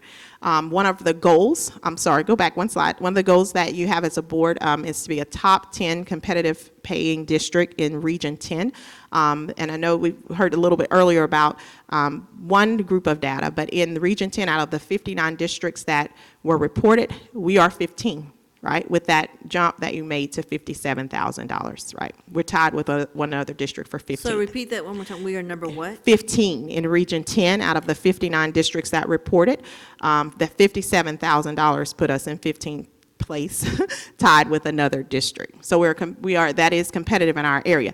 That's why we chose this market group, because we know those districts that we are competing with for people, and some of those districts in our area that we're so close together that we are competing for people all the time. Okay, next slide. Okay, so for the 22-23 school year, we know that we're at that $57,000. And so if we were to consider moving our teacher's beginning salary to $60,000, and none of the other districts you see listed on this screen change their pay, which we know that's not going to happen, but if they didn't, we would be winning. Look, we would be ahead of 8 districts tied with Garland ISD, and there would only be 3 districts that were outpaying us at the 0-year mark. But we know that that is not going to happen. So the next slide will show us what we've done here is looked at if every district that's listed on this screen gave what they gave last year. So if they gave $2,500, we've added $2,500 to their beginning teacher salary. And this is where that would put us. Now, we don't believe that every district will be able to do what they did last year, because people took big jumps with ESSER funds and all of that. As we are not in this boat alone. We know that that cannot happen, but let's say they just did. They're risky and they do it, right? That would put us dead smack in the middle of those that we are competing with the most, and that would make us very competitive in the area. And so we wanted to share that with you. Okay, next slide. All right, so what would be the cost? If we looked at moving to a starting teacher salary of $60,000, the cost for Duncanville would be $1.3 million. And so we've looked at that to factor out what each person would need to receive to be on our compensation schedule. And so I'll then draw your attention back to that last page in your handout, where we've built a draft schedule from 0 years to 30+ years. If we were to start at $60,000, and you'll see we'd start at 60 and we'd max out at 30+ years at that $71,200 with a bachelor's degree. Okay? Any questions about that information before we move forward? Ms. Colton? Mrs. Brown, the $1.3 million. The $1.3 million, what's the breakdown on that? That has taken every teacher that is currently in our district and our vacancies entered at the midpoint to say if we moved a teacher with 5 years of experience, if they're going to have 5 years this year, how much more would we need to pay them? And we've calculated and added all of that up, and that's the total amount that it would take to impact everybody on this pay grade, the draft. Okay, yeah, to avoid compression and all of that. Yes, ma'am. Okay, thank you. Yes, ma'am. Any other questions? Okay, next slide. All right, so now we know that it takes our teachers, but everybody in the district is working to make sure that our students have academic success, and the first is getting them to school, right? So our bus drivers is the next example that we'll look at. On last year, we were very excited that our bus driver starting pay for the current school year moved to $18. We were celebrating, we were excited, and then guess what? Everyone started shifting and moving because no one could find drivers to get students to school. So this slide depicts where we currently sit, only in front of Red Oak ISD, who's paying $17.29, right? But we've been getting kids to school every day due to the hard work of our bus driver. Everybody in transportation is driving, Mr. Hamrick included, and people from campuses are helping out. So this is where we sit currently. Next slide. With the 15 or more scale, that would move our starting bus driver pay to $22 an hour. And if no one on this screen changes their pay, which we know they will, this is where we would fall, right? So we would be smack dab in the middle again. We've been seeing on the news the increases that districts are thinking about making as it relates to bus drivers, because that is a huge, huge need, okay? All right, so now if we take a look at a custodian. The amount. Sir? You want to share the amount from our neighboring district? I can. Yeah. So they're not on the screen, but one of our districts that we compete with has chosen to move their starting bus driver pay to $30 an hour. Yes. Yeah, so we are like, yeah. So in our district, you might get $22 an hour, and then your bus might break down because we don't have a bus, right? So $30, that's huge. Yeah. So yes, so that's going to be huge because we know that we've got to get the students to school. So, all right, next slide. All right, so We got a question. yes, I apologize. question? So what is our vacancy rate for bus drivers? It's a lot. We have currently, right now, 53%. Because we also have our individuals who ride on the buses with our special needs students, our aides on the buses, but on just for drivers. That's why one of our requirements when we saw this happening as it relates to what was coming, we didn't know COVID was coming, but the other things that made us start to have a shortage, every job description in our transportation department, with the exception of the secretary, the job description was changed to where they have to be able to drive a bus. And that's because on any given day, it takes everybody we have to be able to get our students to school. And so are they currently receiving sign-on bonuses, new bus drivers? Previously, we did that in a former year. This year, there is no sign-on bonus for bus drivers. Okay, and I guess, so the 53% vacancy rate has impacted our ability to get students to school on time. It has to. Yes, and that impacts, it's a domino effect. Yeah. Academic instruction, we lose minutes, what time our students are getting home, and being able to spend that time with their family. All of those things are impacted when we don't have drivers. And so I heard someone say earlier that department needs to be commended. Our auxiliary teams, everybody in the district, period, has had to do more to make sure that we still meet the expectation and give students what they need. So it's late hours, it's doing multiple jobs. Some of our bus drivers drive by in the morning, and they go serve food in the middle of the day to make sure our students get through that line so they can get back in classroom. They go back and they drive a bus in the afternoon. And those are the people and then the things that people don't see that are happening, but they are happening on a daily basis in Duncanville. Yeah. Okay, thank you. Yes, ma'am. Ms. Right. Vera Cruz? So because of the shortage, can you share that the routes, they have to do double? Yes. So I'm they not have the one expert. route, that means that they pick up multiple. Is that correct? Yeah, they do. May I tag in some friend, phone a friend? Absolutely, yeah. Yes. Yes, some of our high school routes are double routes. So they'll go pick up high school students and then they have to come right back, pick up another route of high school. All of our drivers pretty much do all 4 routes. So high school, elementary, intermediate, and middle school. So they're doing double duty, triple duty. Absolutely, yes. Thank you. Thank you. Okay, so another group, we'll take a look at our custodial staff. When we moved to $11 an hour, we were celebrating, and guess what? Now we're back at the bottom again. We're only tied with one district at $11. So the next slide will show what would occur if we were at 15 or more for our custodial staff. We would be highly competitive, and I think it would be very difficult for those, even with changes, for anyone to really catch us if we were able to get to that point. Those who are at $15 now, I will tell you that some changes have happened in districts during the school year because schools weren't able to get things cleaned, and so some districts made a decision, well, we're going to just up ours to $15 right now during the school year, and some of our people left to go to those places because they can make $15 an hour instead of $11. When you look at our custodial staff and you look at our individuals who are in our OX 1 pay grade, we're not just competing with other school districts, right? So we're competing with restaurants and stores and everyone. And so people are saying, come work here, you can make $15 an hour. And so people have those options to do that. Okay, next slide. All right, so for the $15 or more for our auxiliary, our AS, those are administrative support, and our instructional support staff, it would cost $3.9 million for us to move to $15 or more.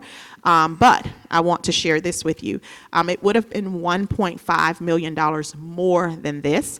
But kudos to our directors in our auxiliary department. So our nutrition services director, our warehouse director, our transportation director, and Mr. Paterka, our maintenance and custodial director.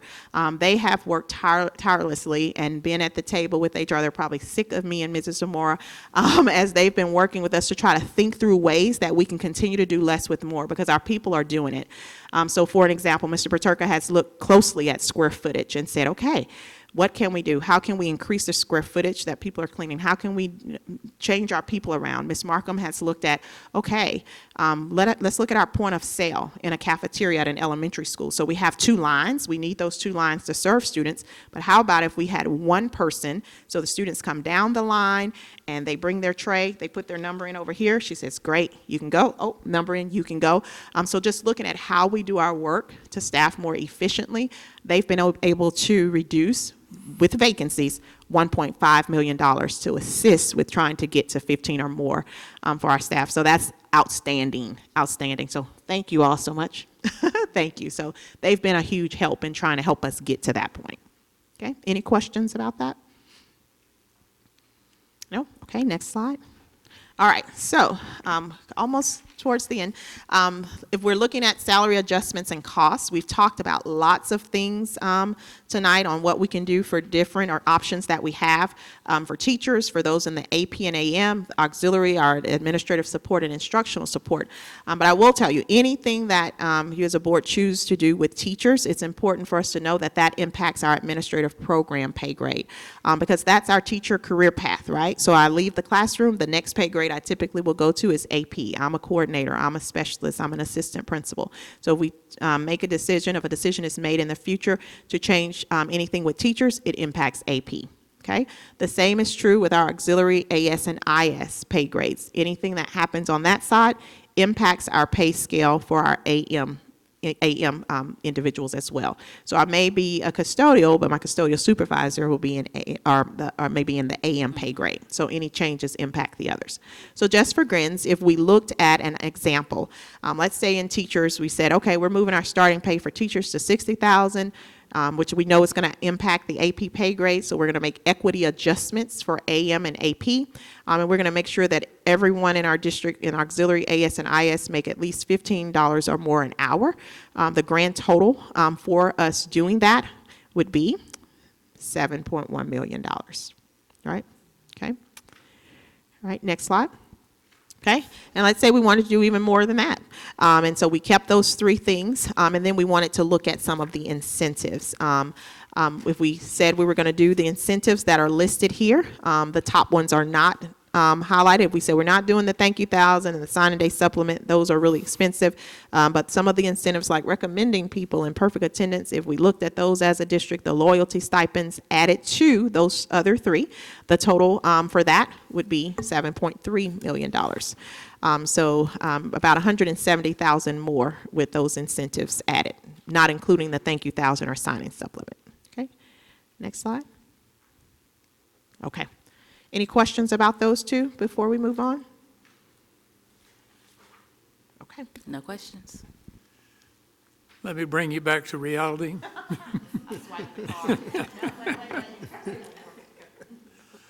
As we look at next Just year. 1 second, Dr. Bigby, I think we might have a question. Ms. Colton? Okay, I have a question, Mrs. Brown, on the grand total Yes, ma'am. for the salary adjustments and cost on page 36. We eliminated thank you 1,000 signing day bonus and signing day supplement. Which one did we increase? Oh, yes, ma'am. So this one is just an example, of course. This was not, it's just to show what would happen. Yes, Okay. ma'am. I know So- it's just, Yes, ma'am. Yeah. So the, this would include the thank you 1,000 would be people who were in the district in 22-23, and they came back for 23-24, and they all receive $1,000 for doing so. That's one that has the strike through it. And then the signing day supplement, I signed my contract, I signed my LORA, I've returned to the district for 23-24, and I'm either getting $1,500 or $3,000. Those are the 2 that have the strikeouts. okay, and I just have a question, because seems like the total would be less than the first example. Oh, so if we did the thank you 1,000, the signing day supplement, and not the moving the starting teacher pay, the equity adjustment, and the 15 or more assurance, if we just did those things? Yes, the last four. Just on this one. So on this one, it's just those three, right? Okay. But if we go to the one that has a total of 7.3 million. Next slide. Yes, ma'am. So if we're just considering the 15 or more assurance, I was just wondering, seems like the amount would be less. Oh, I see where you're going. Yeah. Okay, so under the teachers, the very last star, moving the starting pay to $60,000, that 1.3 is added in. The equity adjustment, which is the last one on the APAM, that's the 1.8 million. And we also kept the 15 or more assurance, the 3.9 million. So what we've done is kept those from the first slide and added in some of the incentives as an Okay. example to show what the impact would be if we did some of the incentives. Okay. Does that help? Yes, ma'am. Thank you. Yes, ma'am. Any other questions? Okay, on this slide, earlier in the evening, we talked about projected revenue for next year and projected expenses. The revenue is projected at 125 million. Salaries and benefits about 109 million. Operating costs 19 million. And the difference between those is a negative $2.8 million. And we talked about this earlier. We're not projecting enough revenue to cover what our projected expenses are for next year by $2.8 million. So as we look at these others, the first one that just had the 3 stars, if you add that in to the projected loss area, then we're talking about basically $10 million added to the budget that we don't have revenue for. And we can't go back to the ESSER funds because we already spent those on the raises that we gave last year. So that's if you want to do those 3 things and look at what our projected expenditures are for next year, then we're 10 million short on revenue to cover those. And that's not trying to throw anything out there. It's just purely looking at the numbers. I'll let you digest that for a minute, but.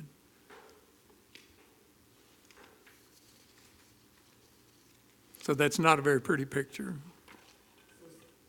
That one more time. So we will be short. Yeah, we're going to be, if we didn't do anything, we're about $2.8 million short. And that doesn't mean a few nips and tucks here wouldn't save some of that. But if you wanted to do those 3 things that were starred, the teacher pay to $60,000, the equity adjustments that come with that, and then the 15 or more, just those 3, then you add that to the 2.8 that we're already behind, then it comes up to about $10 million less revenue than what we have projected expenses.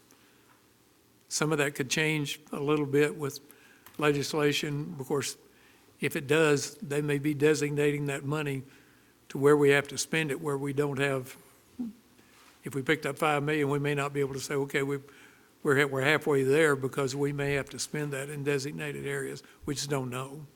We just don't know. And I wouldn't, just from my experience, I wouldn't count on a whole lot of it helping toward that $10 million. Thank you.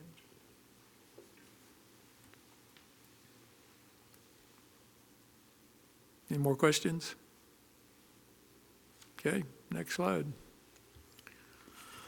So, a lot of information that we have shared with you. And so as we get into any questions, comments, discussions, follow-ups, I want to be clear on what our next steps are. So obviously, we know that there are a lot of complex pieces to the budget, but we wanted to do our best to really break this down in a way that you can really see the picture, can understand the nuances that we are dealing with, and that are unique to Duncanville, and ultimately be informed so that as we work our way through the next few weeks, up until the time we adopt a budget, you can have confidence in what you bring forward.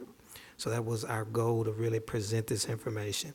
We understand it's a lot, and we'll have to go over it again and again, and we want to do that because we want our board to be informed and be confident in the decisions that you make. So if there's any opportunities for, small group or one-on-one to follow up, or maybe you go home and reflect and you think, boy, I need more clarity in this area, then we're here to serve and ready to answer, pull any data resources. So we want to get you what you need.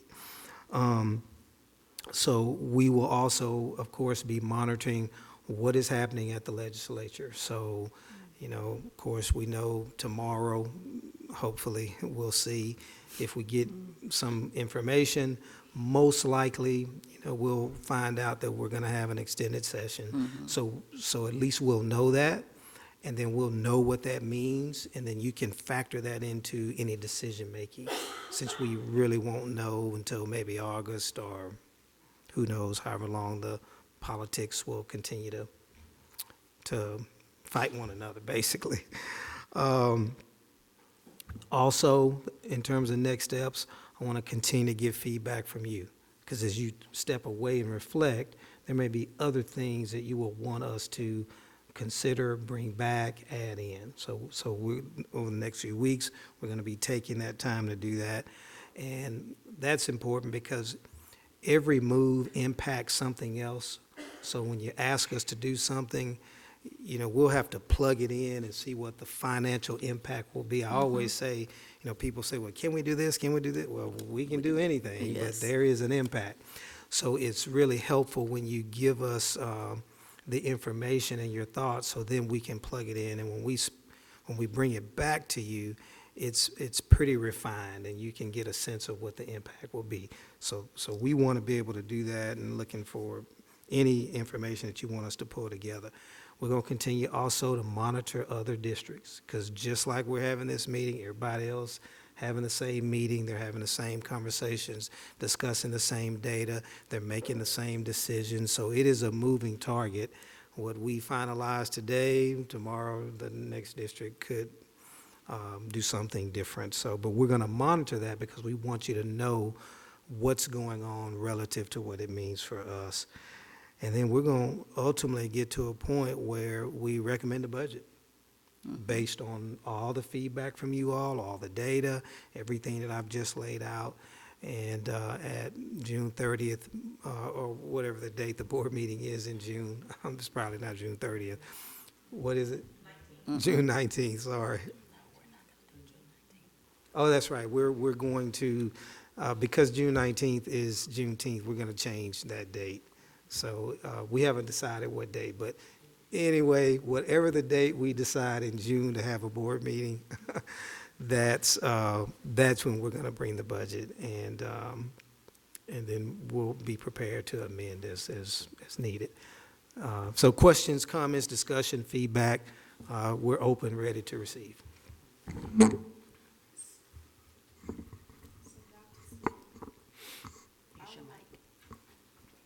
And you all help me to remember, collect what. I would like to see our vacancies by position, so Absolutely. we can understand. Yeah. Just like the bus drivers, we're 50-something% short, and with their salaries. So we talked about a $2.8 million shortage, a potential $10 million shortage. I know we have to deliver a balanced budget. So what are we going to do? Where do we go from here? Absolutely. That's what's keeping me up at night. Yes, sir. So here's where I am. We have to remain competitive from a salary standpoint. So whatever that's going to look like, whether it's 60,000 or wherever we arrive, that's a main goal for us, to figure out how we can remain competitive. The other thing that I'm looking at is looking for opportunities that are not reoccurring cost. For example, that's where we provided you all the list of different incentives that we can look at, because we know we got to remain competitive, but we also know we can't jump out there too much because we're already at that $10 million deficit. So what other things can we do that are not in that reoccurring cost fashion? So we're looking to remain competitive. We're looking to different ways that we can accommodate that without incurring a reoccurring cost. And then after that, we are looking at hopefully our, whatever relief we get from the state, our attendance in ADA continuing to stay in a strong manner, and hopefully getting to a point to where we reduce that deficit. As I sit here today, I'm not confidently able to jump out there and say that we won't be in a deficit, because it just really depends on how far the board wants to extend the things that we talked about. And the reason that's important, you remember, we were at this point last time. Yes. I made a recommendation. The board wanted to do higher than that. I was anticipating this moment here, but of course, the board does control that piece, so we went higher. And so now we're in a position where we got to make some tough decisions. So that's what that looks like and what that process will be like. Ms. Fahey? Yes, Dr. Smith, is there a way that we could find out a comparison of administrative salaries,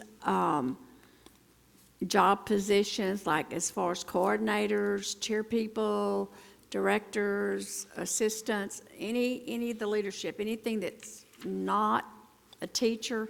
Because their salaries are part of our salary.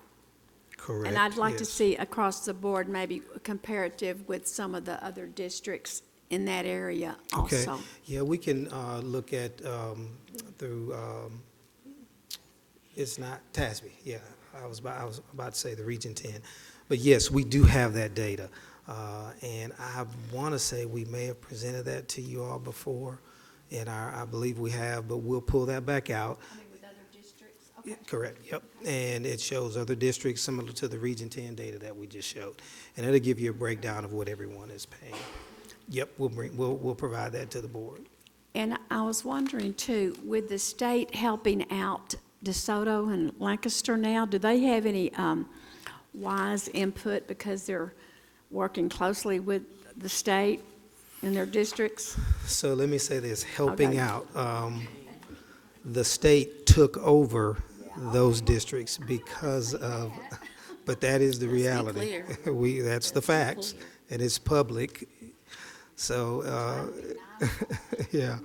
So we don't want that kind of help, and we don't need that kind of help. Do they have more information because they're closer related? I mean, do they have, we're all waiting to see what the legislature does, but I was thinking maybe because of their close, their networking and thing, they might, never Well, mind. we monitor. There may be things that we can learn, because sometimes you can look at a situation and learn what not to do, because we certainly don't want to be taken over.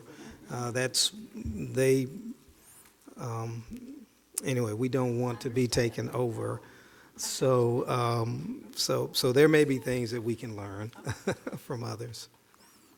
I'd like to just say this, and probably don't need to say it to you, but whatever you do is with us forever. You know, it's not just, okay, can we cover this $9 million this year? It's going to be with us from now on. So we don't just have to cover it this year. We've got to cover it from now on. So I know you know that, but just so we're all on the same page. It's not like, okay, we can cover 10 million. Well, in 24, Next year. 25, you're going to have to cover it again, so. We have to think sustainability, basically. Can we sustain this? Sustainability and being good stewards, period. Any other comments or questions from the board? Dr. Smith? All right, so Thank you, Madam Vice President. That's all the staff and I have. So we'll turn it back over to you. We don't have any executive session items this evening, so we'll just turn it back over to you. And of course, unless there are any other questions from the board. Ms. Colton? I would just like to thank the staff, for providing very detailed information to the board, and for all of your hard and tireless work that you all put in. And we know it's difficult, for you all. But we appreciate you, and our students and, other staff appreciate, all that you do.